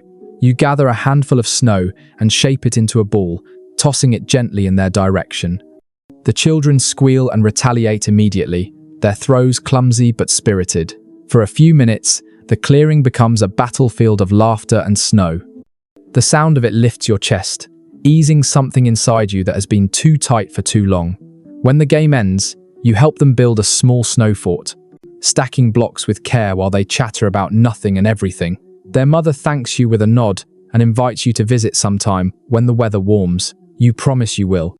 And as they head back toward their home, the clearing feels brighter for their passing. You stand there for a long moment, letting the sunlight warm your face. You realize that this small burst of human joy has changed the feel of your land. It no longer feels like a battlefield between you and the wild. It feels shared, even blessed. A small note in an 1824 diary written by a frontier teacher said, "The laughter of children was the true measure of settlement." Reading that now, you can understand it completely. The wilderness was never truly conquered by axe or plow, but by the sound of play. You head back to your cabin and tend the fire, humming a simple tune the children were singing earlier. The rhythm stays in your mind as you work, cheerful and light. For the first time since autumn, you feel not only safe, but content. You brew a thin soup of melted snow and dried vegetables. The scent fills the room, faint but pleasant. As you eat, you remember your own childhood.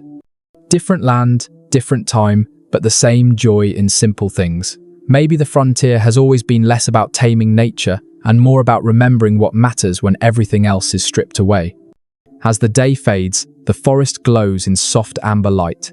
You stand outside again, watching the shadows lengthen across the snow. Somewhere far off, you can hear the faint echo of a child's laughter once more. The sound carries through the trees. Thin but steady, it feels like a promise that life will always find its way through the cold. Researchers who study early frontier families often note how children shaped resilience in the adults around them. Their games became a kind of emotional survival, proof that joy could coexist with hardship. Even now, as you stand in the fading light, you can feel the truth of that in your bones. The cold deepens as the sun sinks behind the trees. You return to your fire, the orange glow flickering across the walls. You imagine the children safe in their own cabin, huddled near a similar hearth, whispering about their day. The thought makes you smile. Before you sleep, you write a few lines on a scrap of bark with a piece of charcoal. Today the snow was kind and laughter returned. You set it on the mantel beside the fire, unsure if you will keep it or burn it tomorrow.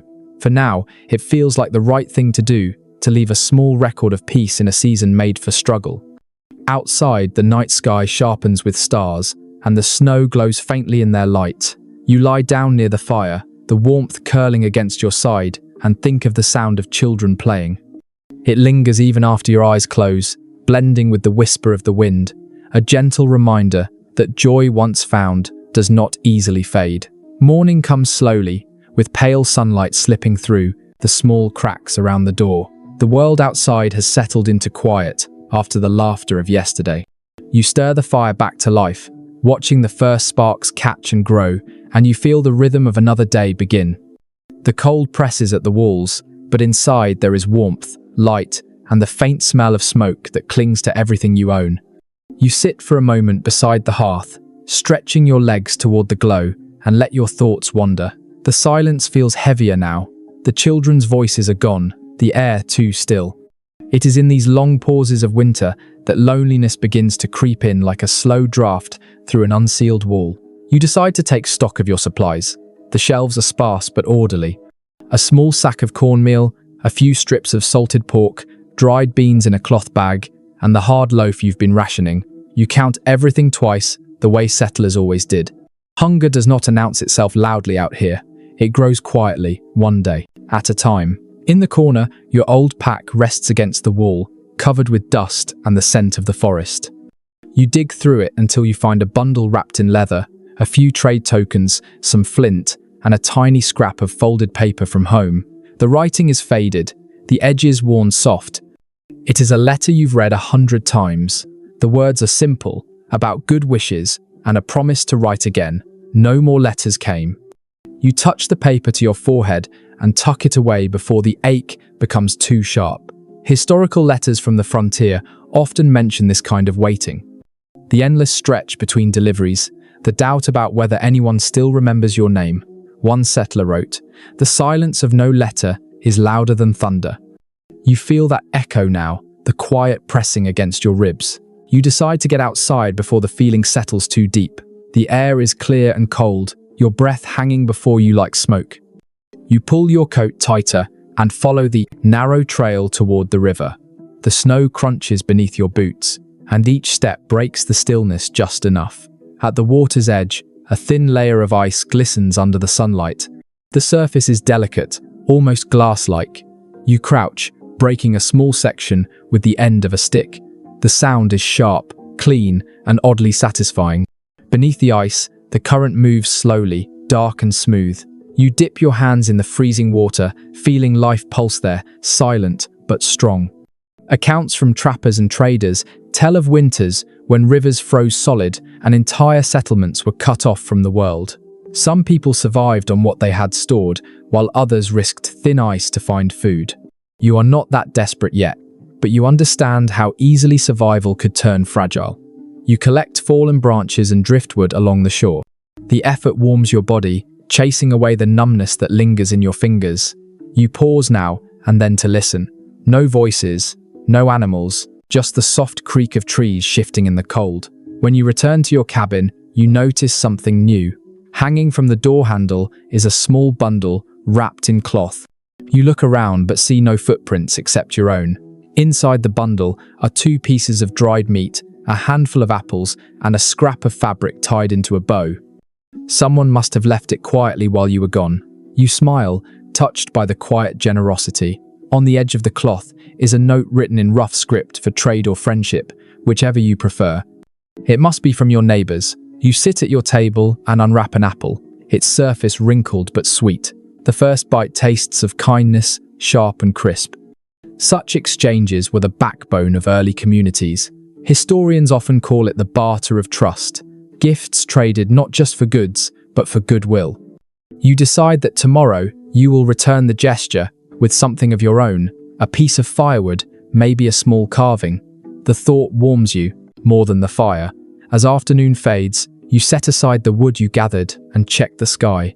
The horizon glows faintly pink, the first real color in days. The air smells clean and full of promise. You sit by the door, the apple core in your hand, and feel the weight of silence ease a little.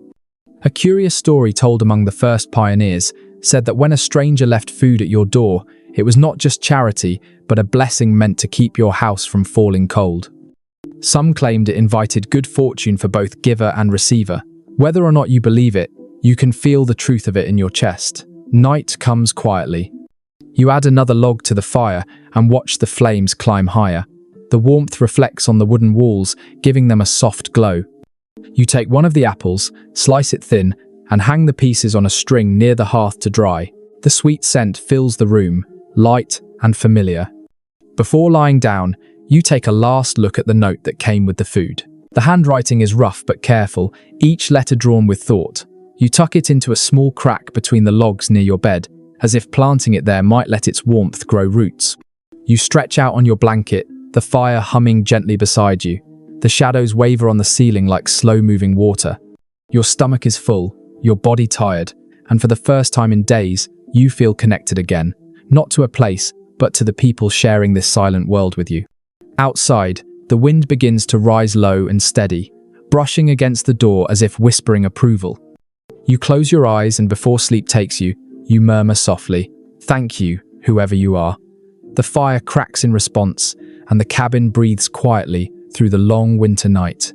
The storm passes, and the cold deepens into the kind of quiet that makes sound itself feel heavy. Your cabin walls are lined with frost along the bottom seams, thin silver veins glowing faintly in the dim morning light. You stir the fire until it snaps awake, grateful for its answering warmth. It is another long day of waiting out the deep freeze, and the mind begins to search for comfort in small things. You glance toward the pile of wood beside the hearth, the apples drying neatly on their string, the few remaining rations stacked carefully in their places. You have done well, but the days are blending together, each one as pale and silent as the last.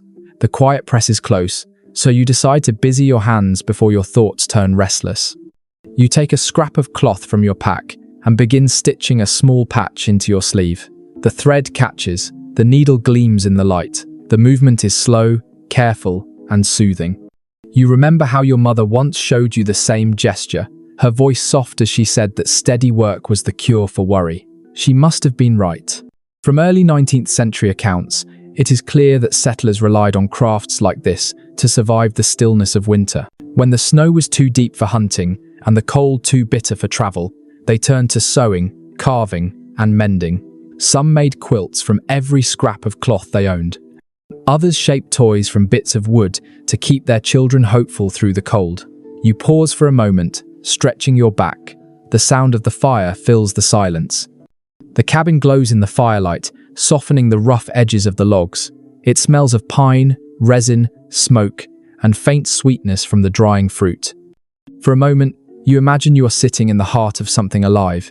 You take a few more stitches, smiling at how uneven they are. Perfection is a luxury out here. What matters is that the work holds. It is a small act of defiance, a statement that you will not let decay win. In the corner, you notice a small pattern of frost on the window gap, curling into delicate swirls like lace. You trace it with your finger, leaving a faint line where the ice melts at your touch. The beauty of it surprises you. Out here, even cold can create something lovely. A passage from a 189 letter written by a settler's wife comes to mind. We find beauty where we can, for the Lord has hidden it, even in hardship. You whisper those words to yourself and feel their weight settle like a prayer. Later, you decide to make candles. You gather the small pieces of leftover fat saved from meals and melt them carefully in a tin cup above the fire. The smell is sharp at first, then fades into something clean. You twist strips of cloth for wicks and pour the hot liquid into small molds you fashioned from bark. The wax hardens slowly, turning pale and smooth. Soon you have 3 new candles, uneven but proud little guardians against the night. Records from the frontier mention how candles were treasures in the cold season. A single flame meant hope, company, and sometimes even love letters written in the dim light of their glow. You think about that as you set one of your candles in the corner, lighting it with a stick from the fire. The gentle light fills the cabin with a quiet peace. You sit back, the warmth of the fire on your face and the soft glow of the candle beside you. You realize how human survival often depends not only on strength, but on the ability to make light when darkness presses close. As you work, you begin humming again. The same small tune that carried you through the storm. It weaves through the room softly, mixing with the sound of the fire. You think of your neighbors, the children, the mysterious gift of apples at your door. The memory makes you smile. The world beyond your walls feels far away, yet not unreachable. Scholars studying early frontier life sometimes note that the art of endurance was rarely dramatic. It was quiet and handmade, stitched in cloth, molded in wax, whispered in song. You glance at your patchwork sleeve, at your uneven candles, and feel that truth settle in your chest. Every small act becomes a declaration that life will continue no matter how cold the wind outside. By late afternoon, the sun has slipped behind the trees. The light that remains filters through the window, cracks in thin, golden lines. You sit by the fire, turning your candles in your hands, admiring how they catch the last of the glow. A detail from an old diary mentions that families often saved their last candle of winter for a celebration when the first bird song was heard again. They called it the Candle of Thor, a sign that the world was waking. You look at your 3 small candles and decide you will save one for that day. Night arrives quietly, the cold pressing against the cabin sides. You light a second candle and place it near your bed, its flame trembling but steady. The air glows softly, painting the walls in shades of amber and gold. You lie back, listening to the faint murmur of the fire and the candle's soft hiss. Before sleep comes, you whisper to the flame, "Keep me warm, little light." The wick flutters, as if answering. The shadows stretch long across the ceiling, swaying gently like branches in a calm wind. You close your eyes and let the stillness cradle you. Somewhere beyond the walls, the forests sigh, patient and waiting. The next morning greets you with a silence so deep that it hums in your ears. You lie still for a moment, listening. The fire has burned itself to pale ash, and the air inside the cabin feels brittle with cold. Your breath fogs faintly, rising in soft clouds that vanish near the roof. You know you must move quickly before the frost sinks into your bones. You throw open the door and step outside, boots crunching on snow that sparkles like crushed glass. The air is knife-sharp, cutting but clean. Then from somewhere in the trees, you hear it a low growl, faint but unmistakable. You stop, scanning the forest edge. A shadow moves between the trunks, then disappears.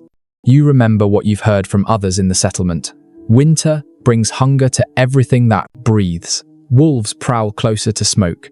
Bears dig shallow dens when the ground is too hard, and smaller animals creep toward cabins, drawn by the scent of salt and meat. You go back inside and close the door firmly. The sound fades, replaced by the soft creak of the walls. Still, your heart beats faster. You check your supplies, making sure nothing has been left outside to tempt scavengers. Everything looks in order, but you keep your axe near the fire anyway. Frontier accounts from the late 1700s often describe how wildlife tested the boundaries of human settlement each winter. In one story, a family in the Maine woods woke to find a bear paw pushing through their chimney. In another, wolves circled a cabin for 3 nights until the settlers lit a ring of torches around the walls. Reading such tales back in the comfort of civilization must have made them sound heroic. Living them, you realize, is something else entirely. You take a moment to breathe, forcing calm back into your chest. The danger outside feels distant now, yet it lingers in the air like a scent. You add wood to the fire and warm your hands, watching the flames flicker against the logs. Each spark feels like a heartbeat, steady and alive. A scraping sound breaks the quiet. You freeze, then realize it comes from the roof. A light scuffle, then stillness. You step carefully to the door, open it just enough to peer upward. A raven perches on the chimney, black feathers gleaming against the snow. It its head at you, curious, then lets out a sharp cry before taking off into the white sky. You exhale, half laughing, half shaking. Folklore from the frontier treated ravens as messengers, sometimes of good news, sometimes of warning. You decide to take it as the first. It feels better that way. Later in the day, when the sun reaches its low arc, you put on your coat and walk a little farther into the forest to gather wood. The snow comes up to your knees, and each movement sends a puff of powder flying. You spot tracks in the snow, tiny prints of rabbits, the delicate marks of a fox, and once a heavier trail that makes you pause. The shape could be a wolf's, though it's old, half filled by new snow. You keep your axe close and move quietly. A hunter's journal from the early frontier described the relationship between settlers and wild animals as a conversation written in footprints. You think of that now, how both sides leave messages in the snow, never meeting directly, yet always aware of each other's presence. You gather what branches you can carry and return to your clearing. The cabin looks almost swallowed by snow, the roof blending with the drifts. Only the faint curl of smoke from the chimney marks it as human. It strikes you suddenly how fragile it all is. How small one cabin seems in the vastness of forest and sky. Yet it stands, and that is enough. Inside, the fire welcomes you with a hiss as you feed it fresh wood. The warmth rises quickly, fogging the edges of the window. You peel off your gloves and sit near the hearth, listening to the pop of sap in the logs. The sound feels alive, a companion in the solitude. Historians who study early survival often remark that fear was as much a part of the landscape as snow or trees. People did not banish it. They learned to live beside it. You think about that, how each sound outside still makes your body tense, but not with panic, now only awareness. The forest is not cruel, it is indifferent. Respect it, and it might respect you back. Evening settles in softly. You check your traps near the edge of the clearing and find one rabbit, its fur pale against the iron. You whisper an apology quick and quiet before carrying it inside. The meat will last several meals if you ration it carefully. The small life becomes part of your survival, part of your story. As the night deepens, you sit before the fire with the door latched tight. The wind outside grows restless, shaking the branches. Somewhere far off you hear a faint howl, long and mournful. It sends a chill up your spine, yet it sounds less like threat and more like a reminder. You are not the only creature enduring this winter. You watch the flames climb and fall, the light dancing across the rough logs of the walls. The cabin feels solid, protective, yet alive in its own way, creaking and sighing with the wind.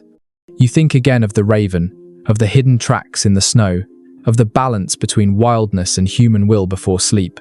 You whisper a quiet promise into the fire, "I'll keep the light." You keep the dark.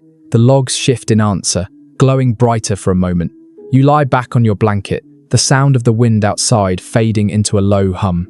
The night stretches long, but inside the walls, warmth and fire hold steady, and you drift into dreams where snow falls without sound, and the forest watches, patient and eternal. When you wake, the light filtering through the door crack is faint and grey. The air inside the cabin feels heavier than usual, thick with the scent of smoke and damp wood. You sit up, your breath misting in the cold air, and listen. The forest outside has gone still again, too still. Winter has taken full hold of the land, and the silence carries its own kind of weight. You check the food stores and find what you already feared. The last strip of salted meat, a little cornmeal, a few dried apples. Enough for a few days, no more. Hunger is not a stranger, but now it sits closer, quiet and waiting.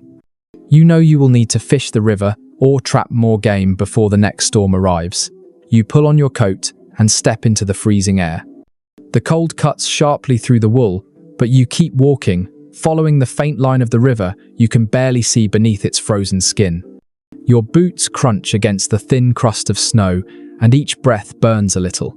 The world around you glows faintly in the pale light, as if carved from glass. At the water's edge, you kneel and test the ice. It groans faintly under your weight, but holds. You chip a small hole with the back of your hatchet, careful and steady. The first few blows echo across the trees like distant drums. When the surface finally cracks, a dark circle of water appears, steaming faintly in the cold air. You lower a line made of string and bone, baited with a scrap of fat. Then you wait. The stillness is both peaceful and cruel. Minutes stretch into hours. You hear only the wind brushing the treetops and the faint creak of ice shifting beneath the river's skin. You think about all the other settlers who must have knelt by rivers like this, hoping the same hope that something living still moves beneath the frozen world. An old journal from 186 describes ice fishing in winter as the prayer of patience. The writer claimed that even if no fish came, the act of waiting reminded him that life continued below, unseen but steady. You understand that now? The line trembles once, then goes still again. Finally, after what feels like an eternity, the string jerks in your hand. You pull hard, careful not to let it snap. A silver shape breaks the surface, thrashing weakly in the air. You laugh out loud, the sound echoing off the frozen banks. The fish gleams in the pale light, small but alive, its scales glinting like coins. You thank it quietly before ending its struggle. You make your way back to the cabin, your hands numb and your feet aching. The fish feels heavy in your pocket. Though it weighs almost nothing, it is proof that the river still gives. When you push open the door, the warmth inside hits you like an embrace. You stoke the fire and hang your catch above it, the smell of cooking filling the room. Frontier records often note that survival in deep winter depended less on skill than on restraint. People learned to stretch everything, to use every bone, every drop of fat, every handful of flour. You watch the fish sizzle, and when you eat, you savor each bite as though it were a feast. The taste is faintly smoky, the texture soft and delicate. You chew slowly, feeling strength return to your limbs. After the meal, you sit quietly, staring into the fire. The warmth spreads through you, slow and steady. Outside, the wind rises again, brushing the roof with a faint sigh. The forest seems to exhale with you. A curious tradition from some river settlements comes to mind. The first fish caught in winter was sometimes shared symbolically, a gesture of gratitude to the water. People believe that giving back ensured future catches. You have no one nearby to share with, but you tear off a small piece and toss it into the flames. The fire flares bright, as if answering the offering. You take the rest of the bones and boil them in a pot for broth. The smell is gentle, almost sweet. It fills the cabin and clings to the wooden walls, turning hunger into memory. The steam fogs the air, softening the edges of everything. As the day fades, you step outside again. The sky glows faintly, pink near the horizon, the kind of light that comes just before dusk. You hear the faint groan of ice shifting on the river, the whisper of wind through bare branches. The forest feels ancient, vast, and strangely kind for once. Scholars who study early frontier life often mention how people began to see the landscape as both adversary and ally. You can feel that duality clearly now. The cold hurts, yet it also sharpens your senses. The isolation tests you, but it also teaches focus. The same world that threatens to kill you is the one that feeds you. You walk back to the cabin, watching smoke curl upward from your chimney against the fading light. The sight fills you with a quiet pride. Inside, the fire glows warmly, the air rich with the scent of cooked fish and pine smoke. You hang your damp coat near the flames and sit down, letting the fatigue settle gently into your bones. Outside, the river continues its slow song beneath the ice. You listen through the walls, imagining it, winding endlessly through forest and snow, carrying stories from places you may never see. You whisper a soft thank you into the stillness and close your eyes. The night comes quietly, wrapping the world in cold and shadow, but inside the warmth holds. The fire hums softly, and for the first time in days, you sleep without hunger, gnawing at your dreams. The morning begins with the faint sound of dripping. You open your eyes slowly, unsure if it is real. Then you hear it again, soft and steady. The roof is shedding last night's frost. A rare hint of warmth has crept into the air, and a thin mist rises from the ground outside. You sit up and breathe in the scent of melting snow and smoke. The world feels alive again, if only for a moment. You eat the last of the broth from yesterday and step outside into a pale light that makes the trees shimmer. Your breath is still visible, but the cold no longer stings. The forest feels gentler, softer. You take a few steps toward the tree-line. Stop when you notice something unusual. There are footprints, not your own. They are smaller, lighter, moving from the edge of the woods toward your cabin. They pause near your woodpile, then turn back toward the trees. You kneel, tracing one with your glove. The toes point outward, the heel narrow, not animal, human. Your heart beats faster, though not from fear.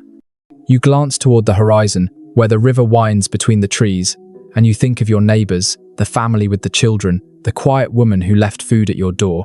Maybe they passed by early this morning. Maybe they came for help, or simply to see if you were still alive. You follow the trail for a short distance. The prints lead to a small clearing, where the trees open wide around a half-buried fire pit. Beside it sits a woven basket filled with dried herbs and bark. You lift it carefully, inhaling the sharp scent of pine and sage. These are medicines, the kind you have seen before but never used. Someone has left them for you. Encounters like this filled the journals of early settlers. Travelers wrote about how native neighbors shared knowledge of the land, what to eat, how to cure fevers, when to read the sky for storms. Without that help, many would not have lived through their first winters. You think of those stories now as you cradle the basket in your hands. You walk back to the cabin and set the bundle beside the hearth. The herb scent fills the room as they warm by the fire. You recognize dried willow bark, good for pain, and crushed juniper used to clean wounds. There are other leaves you cannot name, their edges curled and dark from the cold. You decide to brew a little into tea, curious about their strength. You heat a pot of water and sprinkle in a few leaves. The liquid turns pale gold and gives off a smell that reminds you of the forest floor after rain. You sip carefully. The taste is bitter, but clean, grounding. Warmth spreads through your body slowly, as if the forest itself has reached inside to thaw you. A note falls from the bottom of the basket. The handwriting is uneven, drawn with charcoal on rough bark. The people before us drank this for strength. It helped when the cold was unkind. You trace the letters with your finger, touched by the simple generosity. Historians still debate how much of early pioneer survival came from indigenous knowledge. Some argue it was everything. Others claim settlers adapted on their own. The truth probably lies between the two. But as you drink the forest's medicine, the argument feels distant and unimportant. What matters is that kindness, once again, across the snow. You step outside later in the afternoon to look for more signs of whoever left the basket. The forest is quiet, yet you feel eyes watching, not in menace, but in care. A breeze carries the faint scent of smoke from another fire far off, maybe from a camp hidden along the riverbank. You lift your hand in silent thanks, unsure if anyone sees. In an oral story passed down by tribes of the Great Lakes region, there is a belief that giving aid in winter binds lives together. To share medicine or warmth is to weave a thread of spirit that no storm can break. You think about that as you stand among the trees, the basket of herbs still warm in your memory. As the day fades, you gather more wood and return home. You take another sip of the tea, its warmth steady in your chest. The bitterness no longer bothers you. You place a few of the herbs in a small pouch, promising yourself to plant new ones when the thaw comes. You do not yet know how, but you will learn. The forest outside glows faintly with the last light of the day. You imagine the person who left the basket, walking quietly through the snow, vanishing into the trees with the ease of someone who knows every shadow and sound. You wonder if they paused for a moment to look at your cabin, the small curl of smoke from your chimney, the proof that life endures here. By evening, the temperature drops again. You add another log to the fire and sit near it, feeling the day's calm settle over you. The air smells of pine, smoke, and the faint memory of herbs. Your body feels lighter, stronger, as if the forest has adopted you for another day. A traveler once wrote that kindness in the wilderness is rarer than firewood. You think about that line and decide it isn't always true. Sometimes the wild offers compassion in its own quiet ways. A hidden path, a basket of herbs, the taste of a bitter drink that makes your hands stop shaking. Before sleep, you step outside one last time. The sky is deep blue, stars scattered across it like frost. The snow glows faintly, and the air carries the scent of pine smoke from somewhere far away. You close your eyes and whisper, "Thank you, unseen friend." The wind stirs gently, brushing your face like a soft hand before fading back into stillness. Inside, the fire hums low and steady. You lie down, the faint taste of the tea still on your tongue, and let your eyes close. The forest watches in silence as you drift into dreams that smell of wood smoke, sage, and peace.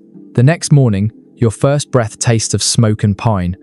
The fire has burned low again, but the air in the cabin still carries its warmth. You sit up slowly, stretching stiff muscles, and listen. The wind has died, the world outside resting in that brief, fragile calm that follows heavy weather. You open the door, and light floods in. The forest looks renewed. The snow has settled in smooth waves, untouched and gleaming under the weak Sunday. You take a deep breath, the cold air biting at your lungs, and step outside. For the first time, you notice something you had not before. A faint column of smoke far to the east, rising from between the trees. You smile softly. That must be the neighbors again. The sight of smoke means life. You stand there for a while, watching how it twists and fades against the pale sky. It feels like a mirror of your own chimney, a quiet signal shared between strangers. Then you look at your cabin, its sturdy walls, the marks of your axe still visible, the roof lined with snow, but holding strong. For weeks, it has been just shelter, but now you see it as something else entirely, a beginning. In the early settlement records, there is mention of how isolated cabins gradually became small communities. It started with 1, then 2, then 5, until the forest was dotted with smoke rising from distant roofs. People would visit when the weather allowed, sharing tools, stories, and seeds. From these gatherings came villages, and from villages came towns. You can almost see that future forming in your mind. You decide to walk toward the other smoke to see who else might be out this morning. The snow crunches beneath your boots, each step releasing a small sigh of air. The forest around you glows faintly gold in the early light. The sound of your own breathing keeps you company. After about half an hour, you see at a line of cabins, smaller than yours, but standing close together beside a frozen stream. A man chopping wood near one of the cabins sees you and waves. He calls out a greeting, his voice cheerful and loud enough to echo off the trees. You lift your arm in return, feeling a smile spread across your face. Soon, others step out to see who you are. The man introduces himself as Samuel, his beard flecked with frost and his hands rough from work. His wife, Maria, offers you a mug of something warm that smells faintly of berries. Their children dart between the cabins, bundled in coats far too large for them. Their laughter filling the air. The sound warms you more than the drink. Accounts from early communities describe how quickly strangers became essential to one another. A borrowed saw, a shared loaf of bread, or a day's help raising a roof could mean the difference between survival and loss. You see that same spirit here in every movement, every easy word. Samuel leads you to a praeton, half-built structure near the stream. Schoolhouse, he says, his voice full of pride. Only one room for now, but it's a start. The word makes you pause. The idea of a school in this wilderness feels almost impossible, yet here it is a promise for the next generation, a sign that these people believe in a future beyond mere survival. One of the women nearby is boiling sap over a small fire. The sweet smell drifts through the air. She smiles when she sees you and offers a small wooden spoon. You taste the syrup, warm and rich, and it brings back something you had forgotten, how sweetness can feel like hope. Later, as the group gathers to talk, someone mentions the need for a meeting house once spring arrives, a place for trade and gatherings. You listen quietly, admiring their certainty. They speak of planting, of weddings planned for summer, of letters they hope to send once the trails open. The optimism feels contagious. A note from a missionary in 1819 describes the transformation of such gatherings. One roof of logs becomes 2, then 10, and the wilderness begins to hum with purpose. You hear that hum now in the chatter around you, in the sound of axes striking wood, in the laughter of children playing near the stream. As the day passes, you help where you can, hauling timber, clearing snow, fetching water from the icy edge of the river. The work feels lighter with others beside you. The rhythm of many hands moving together fills the air with a kind of music. For the first time in months, you hear more voices than the crackle of your fire. When the sun begins to sink, painting the snow in shades of pink and silver, you prepare to leave. Samuel claps your shoulder. "You've got neighbors now," he says simply. His words are both a fact and a comfort. You promise to visit again soon, and he nods, already turning back to his chopping. The walk home feels shorter. The forest, once heavy with silence, now hums faintly with life. The smoke from your chimney greets you as you reach the clearing. The sight of it feels less lonely than before. You step inside, feed the fire, and let the warmth soak into your skin. Scholars often write that community was the frontier's greatest invention. Out of hardship came generosity. Out of solitude came solidarity. You think about that as you sit by your hearth, remembering the laughter, the smell of sap, the feel of rough wood in your hands. Outside, the night falls soft and deep. Through the tiny cracks in the door, you see the glow of distant fires in the east. The thought that others are out there eating, talking, surviving wraps you in quiet reassurance. You whisper into the room, "We are not alone anymore." The fire answers with a single pop, and you close your eyes, smiling as the warmth of both flame and friendship carries you into sleep. When you open your eyes the next morning, the light feels softer, tinted gold through a thin curtain of frost. The fire still glows in the hearth, and the scent of pine smoke lingers in the air. You stretch, feeling the gentle ache of yesterday's labor in your shoulders. The world outside the door is quiet again, though not empty. Somewhere faintly, you can hear the chopping of wood from your new neighbors. The sound carries through the cold like a heartbeat. You stand and brush frost from your blanket. A strange thought comes to you. The cabin no longer feels temporary. The walls have absorbed your breath, your voice, your warmth. You light another log in the fire and sit for a while, staring at the slow curl of smoke that climbs toward the chimney. The room feels peaceful, almost sacred. Yet, as the days grow shorter again, you sense something shifting. The air at night seems heavier, and the silence outside holds a different kind of weight. Even the wind sounds different, whispering through the trees like words you cannot quite catch. You remember what the older settlers said about this time of year, when the nights stretch longest and imagination grows bold. In the folklore of early pioneers, winter nights were not empty. They were said to belong to spirits, some kind, some mischievous, some drawn by loneliness. Every community had its own names for them. Some families burned an extra candle by the window to guide wandering souls, while others refused to whistle after dark for fear of calling one close. You smile softly, not quite believing, but not ready to dismiss the stories either. When evening falls, the sky deepens into indigo, and the first stars flicker faintly through the bare branches. You sit near the fire, carving a small figure from a scrap of wood. The rhythm of your knife against the grain is steady, soothing. Outside, the wind begins to rise. The sound moves through the forest in long sighs, and for a moment, it almost sounds like humming. A record from an 1822 preacher's diary mentions that people once lit fires through the night in winter as a sign of faith. He wrote, "The flame reminds the dark that we are not afraid." You glance at your own fire, at how it glows warmly against the walls, and think that maybe faith takes many forms. As the night deepens, you notice something odd. The cabin feels colder, though the fire burns strong.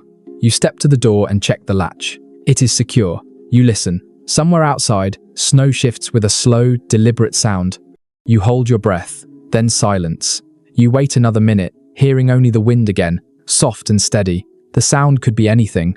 A branch falling, the forest settling. Still, you feel your pulse quicken. In the accounts of old settlers, such moments of unease were common. Isolation makes the mind restless, and every sound becomes a mystery. Some blamed spirits, others blamed memory. One woman in an early Illinois homestead wrote, "The night pressed so close, I thought it was listening." You understand exactly what she meant. You feed the fire a fresh log and sit back down. The small wooden figure in your hand now looks like a bird, rough and uneven. You place it on the mantel beside the dried herbs from your unknown friend and the folded letter from home. The collection feels like a small shrine to everything that has kept you alive. Faith, kindness, memory. The wind outside softens again, as if satisfied. The fire crackles gently. You whisper half to yourself, half to the dark. If there are spirits out there, keep watch kindly. The air seems to settle after that, the tension easing from the walls. Later, as you lie down, the glow from the hearth paints the room in flickering gold. The shadows move slowly, stretching and shrinking as the fire breathes. Your eyes drift to the small wooden bird, its shape calm and still in the light. The rhythm of the flames begins to lull you towards sleep. Historians who study life on the frontier often say that faith and superstition lived side by side, sharing the same firelight. When the nearest church was 100 miles away, people built their own altars of belief from what they had. You can see how easily it happens. Out here, even the smallest comfort becomes sacred. You dream lightly, half awake, half adrift. In your dream, you stand outside your cabin, the snow glowing pale beneath a full moon. Across the clearing stands a figure cloaked in fur, watching but not approaching. You do not feel fear. The figure nods once, then fades into the trees. When you open your eyes, the fire has burned low and the night is quiet. You sit up slowly, smiling to yourself. Maybe it was only a dream. Or maybe the old stories were right in their own way. The frontier is full of watchers, neighbors, animals, unseen friends. Whatever walked past your cabin tonight, it felt less like a threat and more like a reminder that this world holds more mysteries than you will ever solve. Before dawn, you add one last log to the fire. The wood catches slowly, filling the room with soft orange light. You whisper again, "Watch over this place." Then you rest your head and close. For your eyes, knowing that even if the world outside remains vast and wild, your small corner of it feels guarded. When the first light of morning slips through the cracks in your cabin wall, you already know something is wrong. Your breath feels heavy, your skin cold, despite the fire still burning low. You sit up slowly, a dull ache spreading through your head. The air smells faintly sour, the kind of scent that comes when something in the body has turned against itself. You cough once and it rattles deep in your chest. You pull the blanket tighter around your shoulders, but the shiver running through you does not stop. Your hands tremble slightly as you stir the fire back to life. For a moment, the world swims out of focus, the light bending strangely. You realize it now. You are sick. Illness is one of the oldest companions of winter. The journals of early settlers describe it in soft, careful words, as if speaking too loudly might invite it inside. Fever, lung sickness, chills that linger for days. The isolation made every cough sound louder. There were no doctors within reach, no herbs unless one knew the forest well, no medicine beyond what people learned from memory or hope. You move slowly, lighting one of your homemade candles. Its light feels softer than the fire, steadier. You sit by it, breathing carefully. The fever rises in waves. Each breath burns. You remember the basket of herbs from your unseen neighbor, the dried leaves tucked carefully beside the hearth.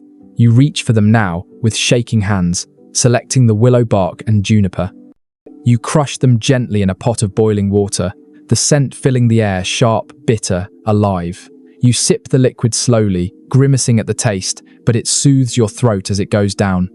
The warmth spreads through you, leaving a faint trail of calm in its wake. A traveler's account from 1798 tells of a family who survived an outbreak of fever using little more than bark, tea, and rest. The writer said, "We trusted the forest to remember what we forgot." You think about that as you drink again, wishing for the same mercy. The fever rises higher as the day goes on. You drift in and out of sleep, your thoughts scattered. The walls of the cabin blur at the edges, the sound of the fire growing distant. You see flashes of things, sunlight breaking through the roof, the river glimmering with ice, faces of people you know, and some you never met. The line between dream and memory fades. You wake again in twilight. The candle burns low, its wax pooling on the table. Your body feels weaker, but the air in your lungs moves easier now. The herbs must be helping. You reach for your blanket and pull it close, whispering thanks into the dim air. In the distance through the walls, you hear a faint knocking sound. It is rhythmic, steady. You try to stand, but your legs protest. The sound comes again. 3 knocks, then silence. You manage to reach the door and open it just a little. The cold air rushes in, biting your cheeks. No one stands outside. Only the wind moves, brushing past the doorframe like a ghost. You close the latch again, shaking your head. Maybe it was a dream. Fever plays tricks with the senses. Still, a small part of you imagines the spirits of the forest checking in, curious to see whether you will last another night. The thought is strangely comforting. A faded letter from a pioneer wife describes the same feeling. When illness came, we did not feel alone. The wind itself felt like prayer. You sit again by the fire, holding that image close. The sound of the flames becomes slower, more rhythmic, matching the pace of your breath. Outside, the wind grows stronger. Snow begins to fall again, heavy flakes tumbling against the windows. You feel the fever tugging at your consciousness, pulling you towards sleep. Before you give in, you add one more log to the fire and whisper, "Stay awake for me." You dream again. In this dream, you stand in your cabin doorway, looking out across the snow. A faint glow moves between the trees, like candlelight drifting through the forest. You follow it, each step light and soundless. When you reach the river, the glow settles on the water, and for a moment, the ice looks like glass reflecting the stars. You kneel and touch it. The surface feels warm. You wake with a start. The fire still alive beside you. The air feels different now, warmer, easier to breathe. Your fever has broken. You laugh softly, surprised by the sound of your own voice. The sickness has passed, at least for now. Researchers who study early pioneer health often say that survival depended on timing as much as treatment. Those who lasted long enough for their fevers to break often lived to tell the tale. You think about that now, how thin the line is between endurance and loss. You sip the last of your herbal tea. Your hands steadier this time. The taste, once bitter, feels almost sweet. You lean back against the wall, staring at the soft glow of the candle. The light flickers gently, and for the first time in days, you feel steady inside your own body. Outside, the wind dies down and the night settles in calm. The forest seems to rest, its branches heavy with snow. You whisper a quiet thank you to the unseen hands that guided you through this. Then you lie down, breathing evenly, the warmth of the fire wrapping around you like a blanket. Before sleep claims you, you glance once more at the herbs beside the hearth and the small wooden bird on the mantel. You think of the neighbor who left those gifts, and the strangers who once trusted the forest the same way. "We trusted the forest," you murmur, and it remembered. The words linger softly in the room as your eyes close. The morning sun creeps gently through the cracks in the wall, painting thin lines of gold across the floorboards. You wake slowly, still weak, but peaceful. The fever has left your body, though a dull heaviness lingers in your limbs. The air feels different today, crisp, but not cruel. The wind outside moves softly, carrying with it the faint crackle of thawing branches. You sit up, wrapped in your blanket, and glance toward the fire. Only grey ash remains, though warmth still clings faintly to the stones. You stir it with a stick and breathe carefully, watching tiny sparks awaken and bloom. The first flame flickers, then catches, growing into a steady glow. For a moment, you simply sit and smile at it. You are alive. The cabin smells of herbs, smoke, and damp wool. You stand slowly, feeling the stiffness in your knees, and move toward the door. When you open it, the sunlight nearly blinds you. Outside, the snow sparkles like powdered glass, and your clearing lies calm beneath a pale blue sky. Your first thought is to check the roof and walls to make sure the storm caused no damage. Everything seems solid. Then you walk toward the edge of the forest, where the shadows still cling to the snow. You pause there, listening. The forest sounds quieter than usual, subdued, as if holding its breath. Then faintly you hear it, the cry of a bird high above the trees. It echoes sharp and clear. The first sign of movement after days of stillness. You close your eyes and let the sound wash over you. There is something healing about that call, a reminder that life continues even in the heart of winter. The sound stirs something inside you, something that has been silent for too long. You return to the cabin and begin the slow process of rebuilding order. The fever left things scattered. The pot from your tea lies overturned, a pile of wood half frozen near the hearth.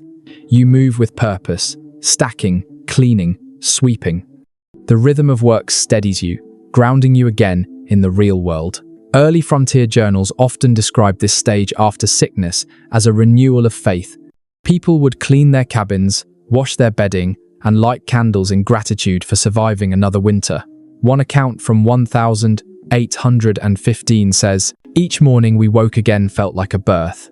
You feel that same sentiment now, standing in the light that filters through the smoke hole above. Once the chores are done, you step outside again. The air is crisp and quiet. In the distance, you see your neighbor's smoke rising faintly through the trees. It gives you comfort. The memory of those people, the laughter of the children, the warmth of their kindness, returns to you now with fresh strength. You decide to visit them tomorrow to thank whoever left you the herbs. The thought fills you with quiet anticipation. Gratitude is a kind of nourishment too. Later that afternoon, as you chop a few pieces of wood, the axe handle suddenly cracks in your hand. The blade slips and lands harmlessly in the snow, but the noise startles you. For a moment, you simply stare at it, the broken tool lying at your feet. Then you kneel to inspect the damage. The handle has split cleanly down the grain. You will need to carve a new one. There is a lesson in that, you think. Even what keeps you alive will fail eventually. You sit by the stump for a while, letting the sunlight fall across your face. You are too tired to feel frustrated. Instead, you take it as another reminder that survival means constant repair, both of tools and of spirit. A letter from a settler's widow in New Hampshire once described this same quiet resilience. "When the axe broke, I bound it with twine and kept cutting," she wrote. "When the twine broke, I sang louder." You remember her words as you gather a fresh piece of wood from the pile. You run your hand over it, feeling its roughness, and imagine shaping it into something useful again. By the time evening comes, the forest glows in orange and gold. The air has softened, and the snow around the clearing reflects the firelight like a halo. You cook the last of your cornmeal in a small pot. The smell filling the cabin with warmth, the simple act of eating feels like celebration. Historians who study frontier life often speak of small victories, moments of success that meant more than any grand achievement.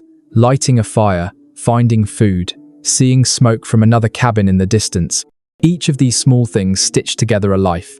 You understand now that survival was not one great act of courage, but thousands of quiet choices to keep going. When the stars appear, you step outside one last time. The snow gleams under their light, untouched and pure. You breathe deeply, the air cool against your skin, and listen to the stillness. Somewhere far off, an owl calls. Its voice is low, steady, eternal. You turn back toward your cabin, its small window glowing warmly against the dark. You feel a swell of gratitude rise in your chest, not only for the fire and the roof, but for everything that has carried you to this point. The forest, the herbs, the unseen kindness, even the fever itself, all have shaped you into something stronger. Before you go inside, you whisper softly into the cold air, "Thank you for the lesson." The trees stand silent, their branches swaying just enough to sound like acknowledgement. You smile and close the door behind you. Inside, the fire hums quietly, its light steady and sure. You sit beside it, wrapping your blanket around your shoulders. The shadows dance across the logs, and the faint scent of pine fills the air. You close your eyes, letting the warmth sink into you, and think, not for the first time, how the hardest winters can make the most patient hearts. The next day begins in silence, the kind that feels almost deliberate. You open your eyes to the pale shimmer of light sliding across the floorboards. The air is cool, but no longer biting. Outside, a thin mist rises from the snow, curling like breath from the earth itself. The worst of winter's anger has passed. What remains is its quiet aftermath. You push open the door and step outside. The snow crunches softly under your boots. The trees drip with melting ice, each drop catching the sunlight and flashing like glass. For the first time in weeks, you can smell the faint scent of soil beneath the snow. It is the smell of thaw, fragile and uncertain, but real. The forest looks different in this new light. Branches that once sagged under heavy snow now sway freely. The sound of water running beneath the ice reaches your ears. You follow it toward the river. The surface, once solid white, has begun to fracture into long, dark lines. The cracks glisten, spreading slowly like veins of silver. The thaw brings relief, but also danger. Early settlers feared this season almost as much as the storms. Diaries from the 1:00820 seconds describe mud time when the ground softened into a treacherous sea of muck that swallowed wagons and boots alike. Cabins shifted, roofs leaked, and paths disappeared. Survival changed shape again, not against the cold, but against the weight of melting water. You kneel by the riverbank and touch the surface. The ice flexes beneath your hand, but does not break. You listen to the muffled rush of water below, carrying fragments of branches and leaves downstream. The sound feels alive, impatient, ready to move.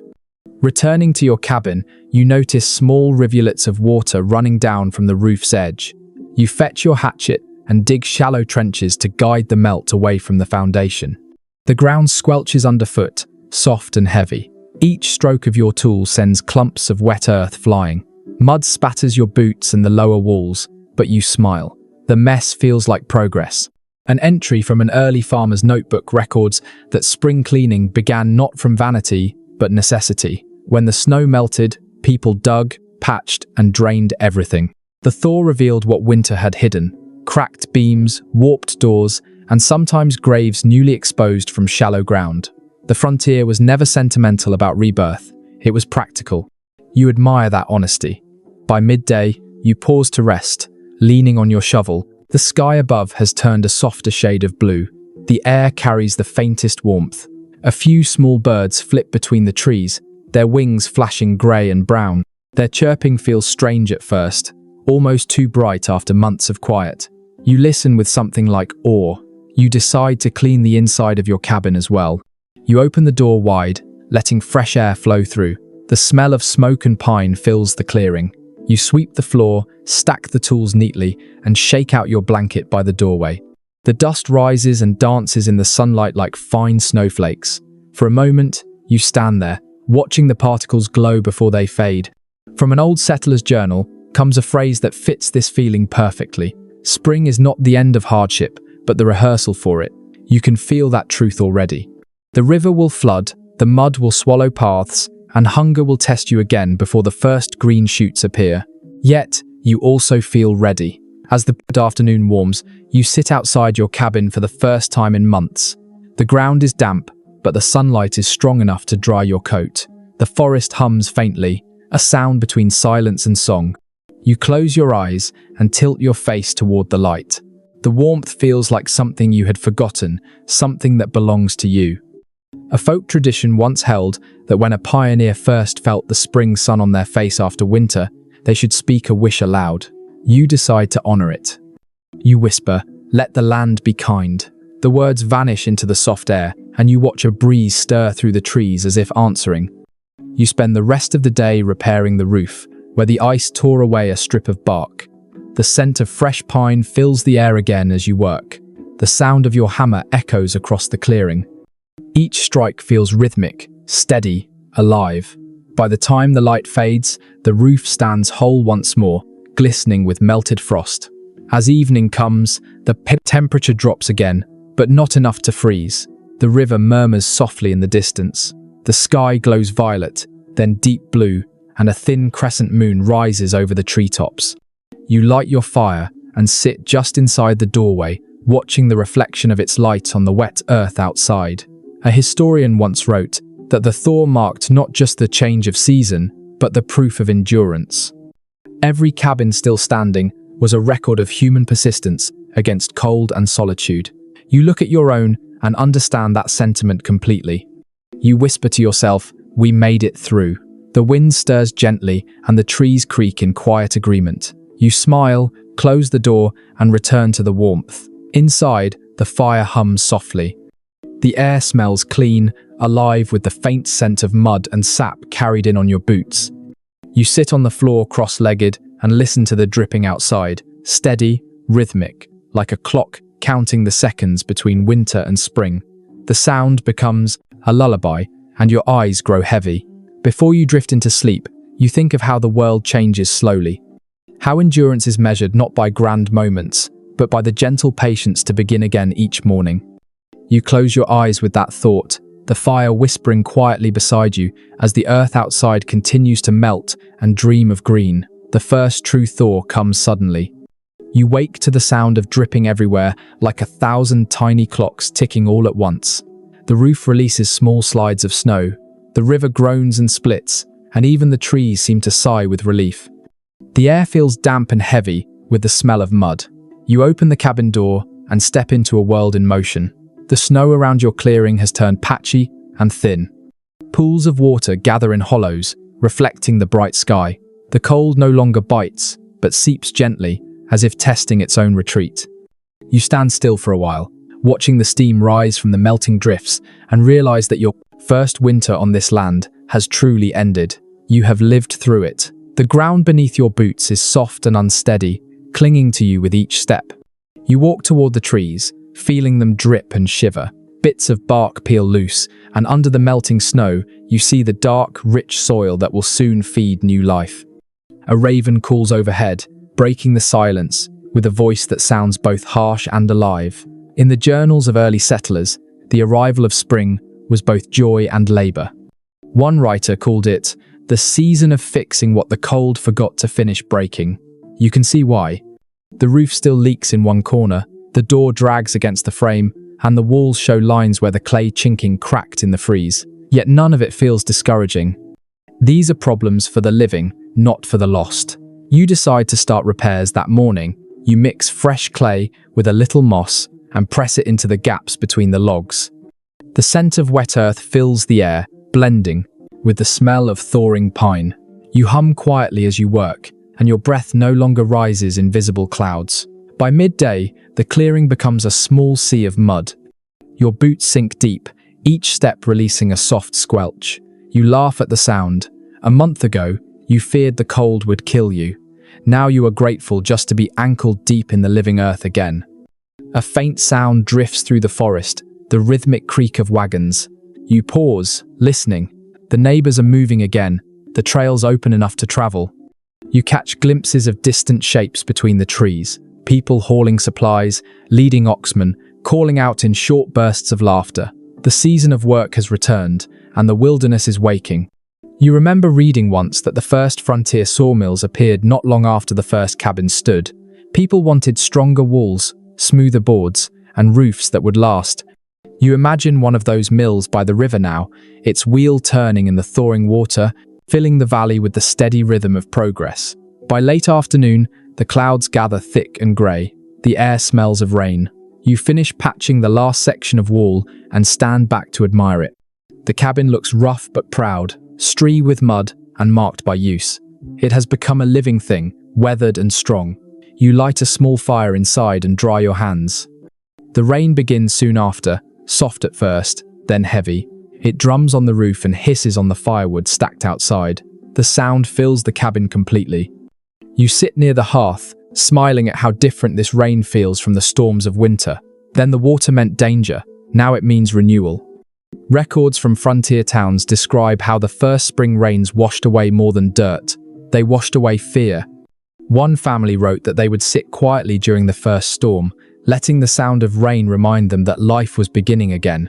You understand that sentiment as you listen now. A small stream of water seeps under the door, trickling across the floor. You grab a bucket and place it beneath the leak, laughing softly at the sound of the steady drip. Even imperfection feels gentle today. By evening, the rain slows to a mist. You step outside, breathing deeply. The air is thick with the smell of wet leaves and bark. The ground glistens under the faint light of dusk. The forest, dark and dripping, feels clean again. Every branch, every blade of grass carries a tiny droplet, like a jewel. You pick up a handful of damp soil and squeeze it between your fingers. It is cold, but it feels alive. You think of the settlers who came before you, who must have done the same thing at this very moment of the year, checking the ground, dreaming of crops, imagining fields where now only trees grow. A passage from an old farming almanac comes to mind. Spring asks two questions: what will you plant, and what will you keep? You whisper the words to yourself. You know you will not plant much this first year. Only what you can tend by hand. But you will keep this place. That much you are sure of. As night falls, fog curls around the cabin like soft breath. You light a candle and set it near the window. The flame glows faintly through the mist, a beacon for anyone still walking the trails in the dark. You watch the light flicker, thinking of those unseen travelers, and hope they find warmth somewhere tonight. Inside, the cabin smells of rain, clay, and smoke. The fire hums low, steady, and patient. You sit cross-legged near it, running your hand over the floorboards. Each groove and mark feels like a page of your story written in wood. You smile to yourself, realizing how far you've come. The rain starts again, soft and steady. You lie back on your blanket, listening to it drum against the roof. The sound is different from snow. It has rhythm, life, and promise. You close your eyes, letting it lull you towards sleep, and think of the world outside, waking one drop at a time. When dawn comes, it carries a sound you have not heard in many months: birdsong. At first, it is faint, a single note rising through the mist. Then, another joins it, and another, until the forest hums with fragile melody. You sit up slowly, eyes adjusting to the pale gold light streaming through the cracks in the cabin wall. For the first time since autumn, the world feels awake. You open the door and step outside. The air smells of wet bark and new beginnings. The snow has nearly vanished, leaving the ground dark and glossy. Patches of green peek from the earth like small promises. The river runs freely now, its voice louder, fuller. You walk toward it, boots sinking slightly in the soft mud. The sound of rushing water feels like music, low and constant, wrapping the whole valley in its rhythm. You crouch near the riverbank, watching the current carry bits of ice away. Your reflection shimmers on the surface, blurred but recognizable. You have changed. Your beard is thicker, your face leaner, your eyes steadier. You look older, though not in a way that feels sad. The wilderness has carved something new into you, something calm. A line from a settler's journal drifts through your thoughts. Spring did not forgive us. It tested us again in gentler ways. You smile at that. The cold may be gone, but new work waits at every corner. The thaw has revealed fallen branches, cracked timbers, and patches of soggy earth that need tending. Survival continues, just wearing a softer face. You decide to build a small fence today, something to mark the edges of your clearing and keep wandering animals from your food stores. You gather branches, trimming and sharpening them with your hatchet. The smell of fresh wood fills the air. Birds flip nearby, curious, their wings flashing silver in the morning light. You drive the stakes into the soft soil, each thud sinking deep. The sound echoes between the trees, steady and sure. Sweat runs down your neck despite the cool breeze, but the labor feels good. There is a rhythm to it, a conversation between effort and earth. Records from early settlers mention that spring work often began with boundaries, fences, paths, or simple markers, not for ownership, but for comfort. To carve order into the wild was to remind the mind that it still belonged to something human. You understand that instinct completely. The small square of land you enclose feels like a heartbeat drawn into the ground.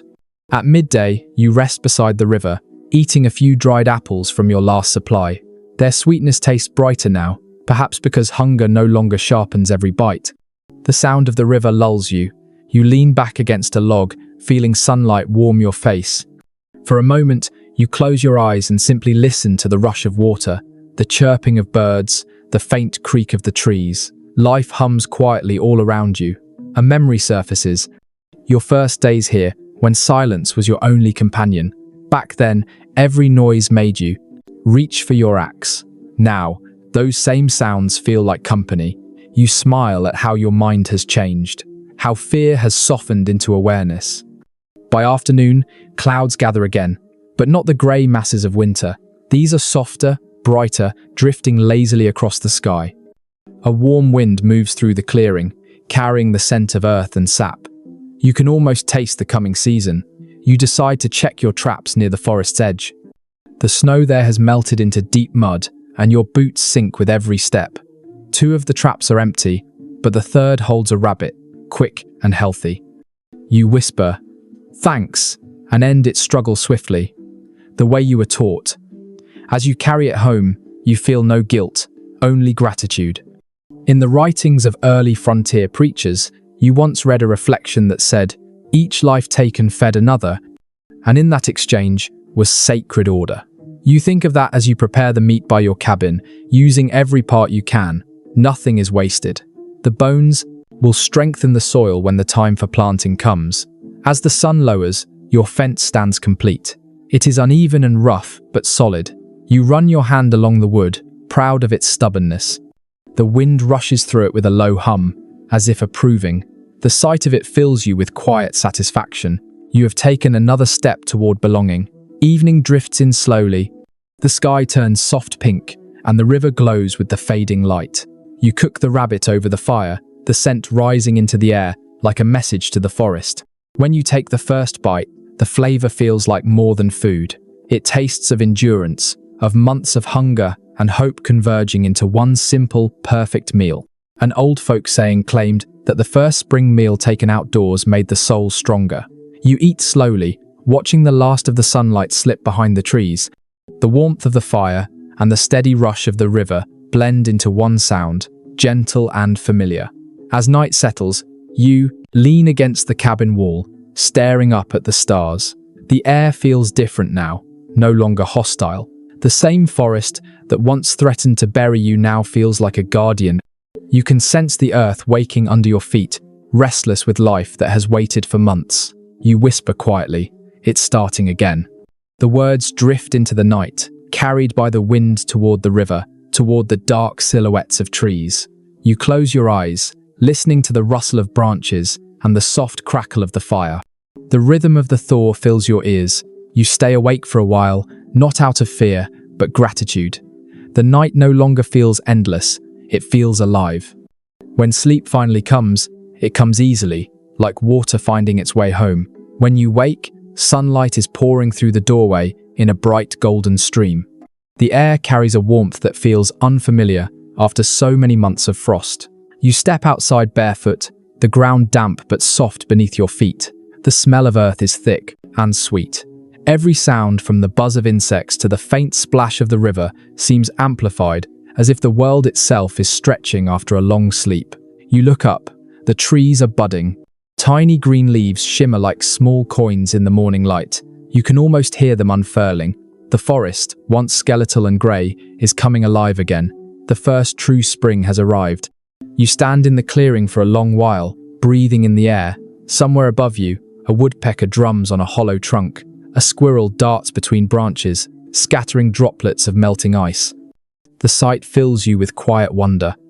Months ago, you could not imagine warmth returning. Now, it feels like the most natural thing in the world. Early settlers often described the first spring after surviving their first winter as the second birth. Diaries from the 1800s mention tears of relief when the ground softened enough to dig again. You understand that feeling now. The forest no longer feels indifferent. It feels generous. You spend the morning cleaning the last traces of winter from your cabin. The ashes from the hearth are swept outside, scattered across the muddy ground to feed future growth. You roll up your blanket and hang it near the door to air out. Each small task feels symbolic, as though you are shedding a layer of hardship. By midday, the sun shines high and warm. You remove your coat and hang it on a peg. For the first time in months, your arms feel light. You sit on a log near the door, sharpening your knife while listening to the steady rush of the river. A bird lands nearby, cocking its head at you. Its feathers flash yellow against the blue sky. You smile and whistle softly, and to your surprise, it answers. A curious entry from a frontier naturalist journal notes that birds were often the settlers' first companions after isolation. Their songs filled the empty spaces in the mind left by silence. Some pioneers even gave them names and waited for their return each year. You decide that if this small yellow bird stays, you will call it Finch. The warmth encourages you to start something new. You decide to plant a few seeds near the edge of your clearing: wild beans, a handful of corn kernels saved from autumn, and a few dried peas given by your neighbors during winter. The soil is damp and rich under your hands. You dig with a small wooden tool, the scent of earth rising around you. As you work, you remember the farming manuals you once read. They always spoke of patience. Plant in hope, not haste, one said. You press each seed gently into the soil, covering it with care. The gesture feels like a prayer. A passage from an early settler's letter drifts into your memory. We plant what we may never live to harvest, and yet we plant all the same. You pause at that thought, hand still resting on the earth. Maybe that is the essence of survival, to build for a future that may not yet see you in it. When the last seed is buried, you sit back and wipe your hands on your trousers. The ground looks plain, only faint mounds marking your work, but you can already imagine what it will become. Small shoots, green and stubborn, pushing through the soil toward the Sunday. You whisper to the earth, "Grow well." The afternoon brings the faint smell of smoke from the east. You walk toward the rise overlooking the valley and see your neighbor's chimneys puffing again. Children's laughter drifts faintly through the trees. The sight brings you comfort. You are no longer the lone survivor of the cold. You are part of something living. You walk back slowly, collecting a few sticks along the path for tonight's fire. The sky is stray, with soft white clouds. The air feels heavy with warmth and possibility. When you reach your cabin, the sunlight hits the walls in glowing ribbons. You run your fingers along the rough logs and smile. They have darkened from smoke and age, but still stand solid and strong. Inside, the cabin smells clean now: earth, wood, and faint sweetness from the herbs that hang near the fire. You light a small flame, not for heat this time, but for companionship. The smoke curls lazily upward, leaving thin trails that catch the sunlight. Historians often say that this season, when the thaw turned to planting, marked the moment settlers began to dream, rather than merely endure. You can feel that shift inside yourself. Fear has given way to calm, exhaustion to rhythm. The cabin that once sheltered you from death now holds the shape of a life beginning to form. Evening comes gently, the sky glowing orange and violet. You step outside again, bare feet sinking into the damp ground. The air hums with insects. The forest smells green, alive, endless. You hear the river in the distance, a low whisper blending with the rustle of leaves. You sit by your small patch of earth, watching the last light fade. The seeds lie hidden beneath the soil, silent but full of promise. You think of how everything you have built, your walls, your fire, your roof, began the same way, as something buried in effort and hope. You whisper softly, "We begin again." The words drift into the dark like a vow.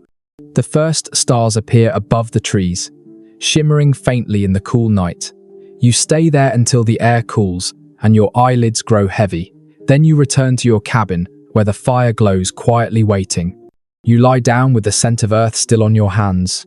The sound of nightbirds fills the silence, their calls weaving through your dreams.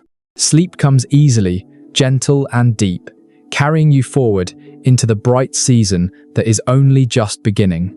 The next morning greets you with light, so bright it spills across your floor like water. You blink against it, stretching, the sound of birdsong drifting through the open cracks in the wall. The air feels soft, almost playful. You can hear the steady hum of insects outside, the chatter of the river, and somewhere far off, a child's laughter carried by the breeze. The world that was once frozen solid now sings with motion. You stand, push open the door, and breathe deeply. The smell of new grass mixes with the fading memory of snow. The sky is vast and blue, streaked with thin white clouds drifting lazily. The forest has turned from grey to green. In a matter of days, you feel the change not just in the air, but in your chest, like a weight lifting. Your small garden plot looks the same as yesterday, just a patch of dark earth. But you kneel beside it anyway. You touch the soil, still cool, but softer now. For a moment, you think you see the faintest hint of something pushing upward, though it may only be wishful thinking. Still, you smile. Hope is a seed, too. You decide to visit your neighbours. It has been several weeks since you last saw them, and the thaw has made the paths easier to travel. You pack a small bundle of gifts, a carved wooden bird for the children, a few candles from the last batch you made, and one of your dried herbs as thanks for the basket that once saved your life. The trail through the forest feels different now. Sunlight filters through new leaves, dappling the path with moving gold. The ground squishes beneath your boots, soft but steady. Birds swoop overhead, and a pair of rabbits dart across your way before vanishing into the underbrush. The sound of running water grows louder as you approach the small cluster of cabins by the river. The settlement is livelier than you remember. Smoke rises from chimneys, and people move between the cabins, carrying baskets, tools, and buckets. Children chase one another through puddles, splashing mud onto their clothes. You hear laughter everywhere, and the sound makes your chest ache with something like joy. Samuel spots you first, waving with a grin. "Thought we lost you to the snow," he calls, his voice cheerful. You laugh, shaking his hand firmly. "Almost," you answer, but the fire held. He nods approvingly and gestures toward the others. Maria comes out carrying a loaf of bread still warm from the oven, its crust dark and fragrant. You sit with them by the riverbank, sharing stories as you eat. The bread tastes like sunlight, soft and full of life. You pass your small gifts to them, embarrassed at their simplicity. But Maria smiles and sets one of your candles on the table at once. "Well, light it tonight," she says softly. A young woman joins you, carrying a bundle of wild herbs. She introduces herself as Elena, one of the newer arrivals. When you thank her for the medicine that healed your fever, she nods shilly but does not speak. There is something calm and knowing in her eyes. You realize she must have been the one who left the basket at your door. Gratitude tightens your throat for a moment, and all you can manage is a quiet, "You saved me." Early settlers often wrote of this kind of quiet generosity. Survival was never solitary, no matter how wide the wilderness. Every life was a web of unseen hands. Someone mending a door, leaving food, offering a pack, the word of advice. You understand now how these simple gestures wove the fabric of a future community. The day drifts into afternoon. You help Samuel repair a wagon wheel, the smell of sap and oil thick in the air. Children watch, fascinated, while Maria hums softly as she kneads more dough. The rhythm of life here feels both fragile and unbreakable. Every voice, every sound, every heartbeat seems part of a shared song. A note in an early homestead record once described spring gatherings like this as the rebuilding of voices. After a winter spent surviving in silence, people relearned how to speak freely, how to laugh. You feel that same renewal now, the hum of belonging settling into your bones. When the work is done, you join the others by the fire outside one of the cabins. The flames dance low, their light reflecting in the river nearby. Someone passes you, a tin cup filled with cider, and the warmth spreads through you as you sip. A few of the older settlers tell stories, some true, some clearly embellished. One man swears he saw a bear steal a pot of honey and walk upright into the woods. Laughter ripples through the group.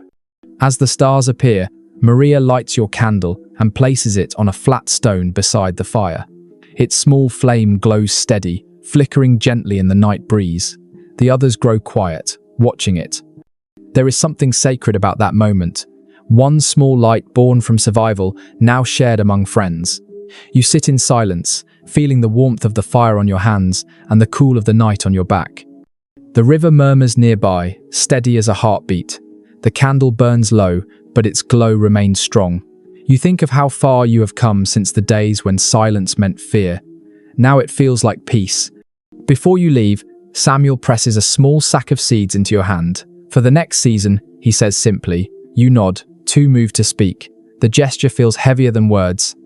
It is trust made tangible, the promise of another cycle, another chance.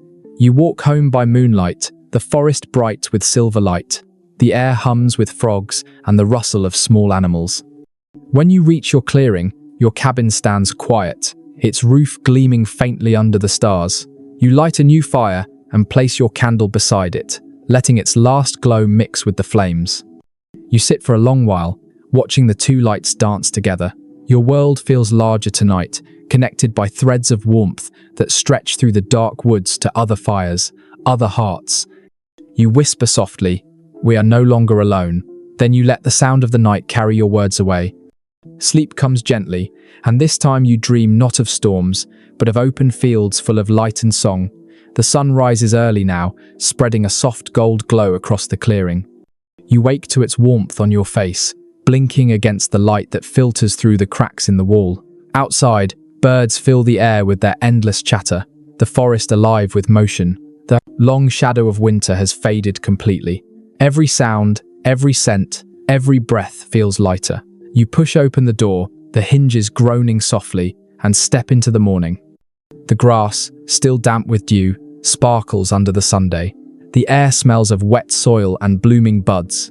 You hear the river in the distance, stronger now, its rhythm constant.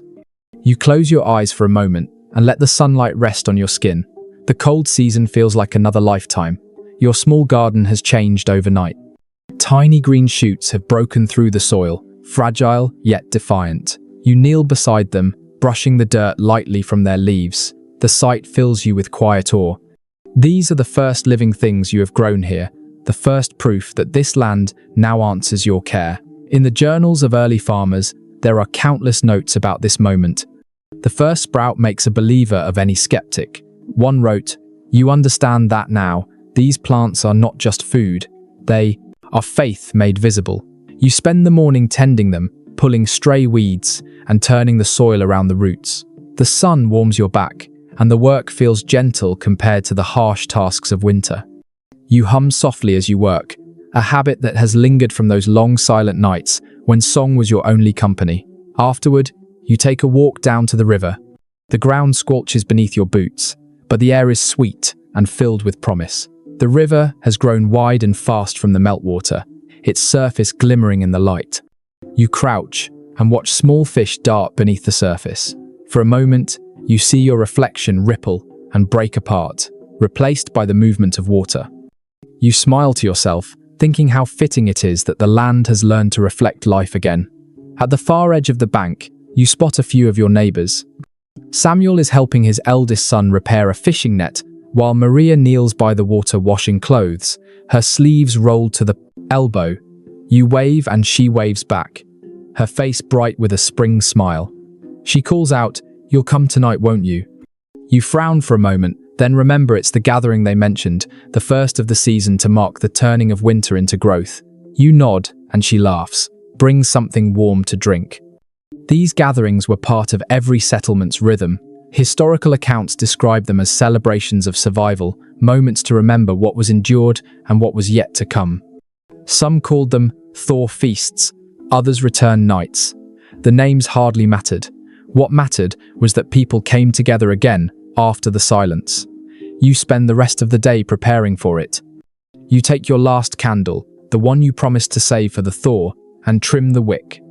You boil a small pot of sweetened water with the last of your dried fruit, letting it steep until it fills the cabin with a faint golden fragrance. The smell reminds you of summer, long before you ever saw this land. By dusk, you walk toward the river settlement again. The air is warm, carrying the scent of pine smoke and bread.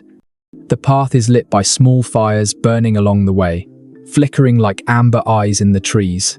When you arrive, the clearing is alive with sound voices. Laughter, the soft rhythm of a fiddle someone has brought out of storage. Children dance in circles near the water, their laughter ringing through the dusk. You sit with Samuel and Maria near the central fire. A pot of stew bubbles gently beside the flames.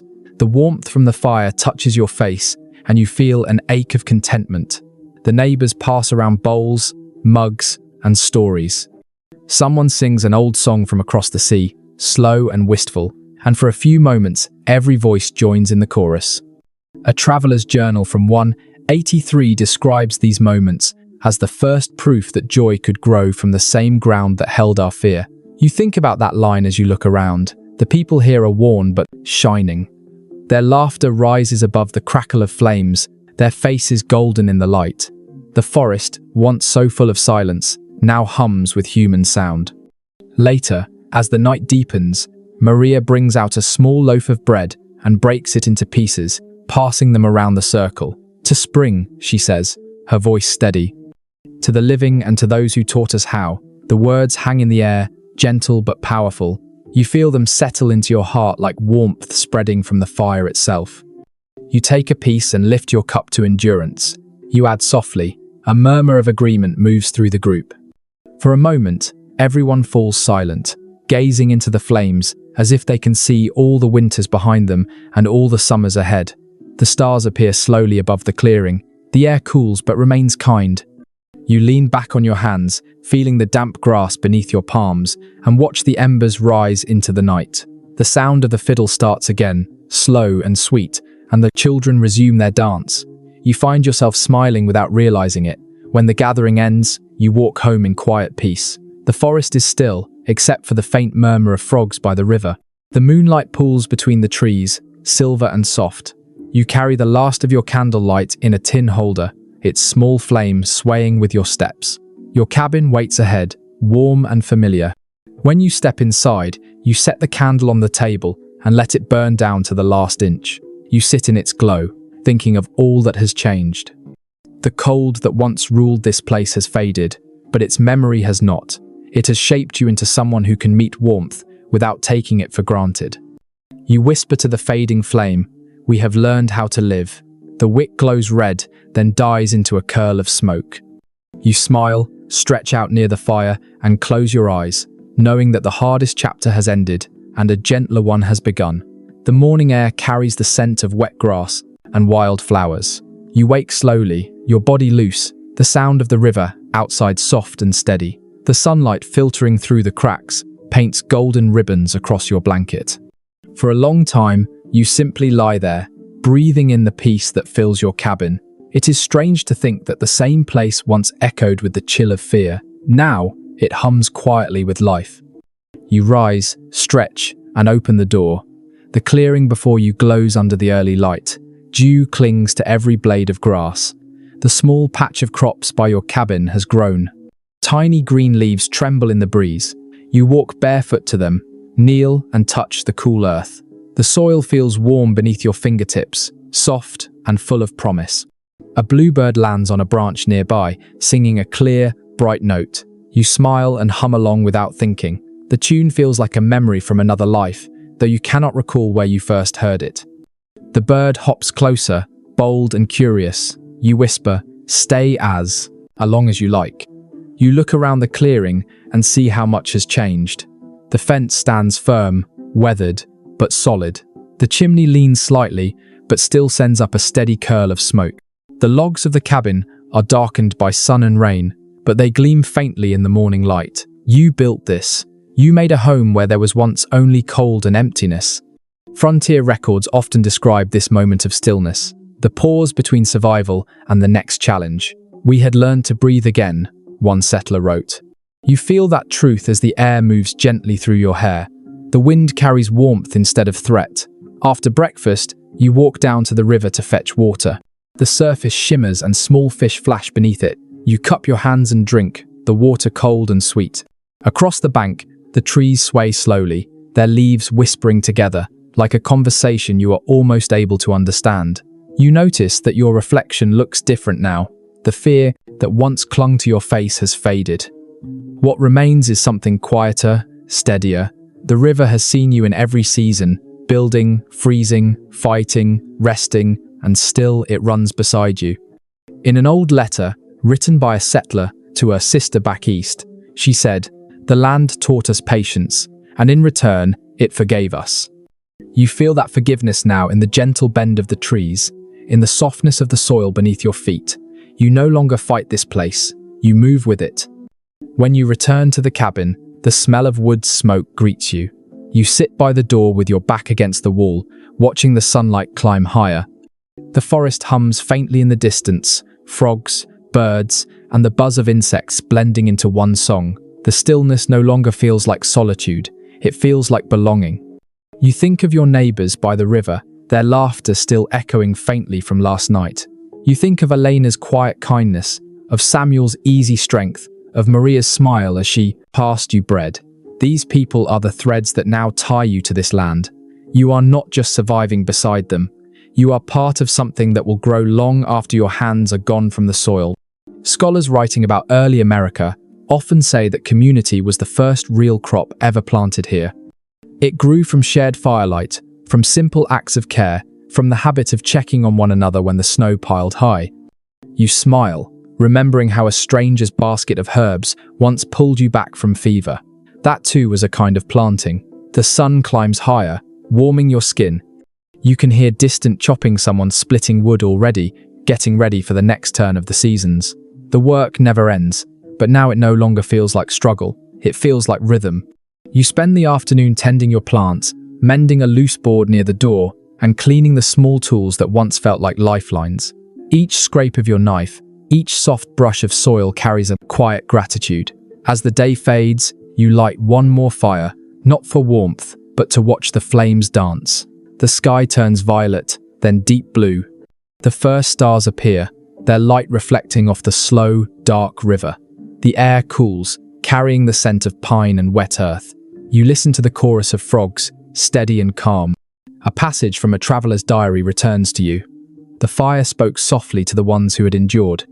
You lean forward and listen, and it feels as if the flames truly are speaking to you, to the land, to all those who came before and built their small lives out of smoke, wood, and hope. When the embers begin to fade, you lie down near the hearth. The glow touches the walls gently, painting everything in amber light. You close your eyes and breathe deeply. Your body feels tired but strong. Your heart quiet but full. Outside, the forest rustles. You imagine your little garden growing, the river carrying whispers downstream, the stars reflecting on its surface. You think of the first night you arrived here, cold and uncertain, and how far that moment now feels. The wilderness that once tested you has become your companion. You whisper one last thought into the dim room. We made a life. The fire flickers in reply. The night stretches calm and deep, wrapping around the cabin like a warm blanket. Your breathing slows. The sounds of the forest drift in and out. Owls calling, leaves moving softly. The world holds still, and for the first time since you arrived, you fall asleep, knowing that the hardest days are behind you. Outside, the moon climbs higher, pouring silver light across the clearing. The river hums softly in the distance, steady as a heartbeat. You sleep deeply, your dreams light and peaceful. The fire burns low, a faint glow against the wooden walls, breathing with you. If someone were to stand outside your cabin tonight, they would see only the small curl of smoke rising into the cool air, a quiet signal of life enduring. The trees stand still, their branches draped in calm. Even the wind has grown gentle, as if resting after a long journey. In the stillness, everything feels in balance. The warmth of the earth beneath you, the memory of snow now melted away, the faint whisper of the river carrying spring's promise farther downstream. You can feel the pulse of the land in your dreams, a rhythm that matches your own. The hardships that once filled your days have softened into lessons. Fear has turned into patience, struggle into strength, and solitude into belonging. The forest no longer tests you, it keeps you. The candle on your table has burned to its end, leaving only the faint scent of wax and smoke in the room. You stir once in your sleep and smile without knowing why. The fire hums its low final song, a lullaby for those who learn to endure quietly. Outside, the night deepens into peace. The stars gleam faintly through the trees, and the world folds itself into stillness. In your cabin, surrounded by the gentle hush of survival and renewal, you rest. The land breathes with you, slow and even, and for this one perfect moment, everything is calm. Sweet dreams.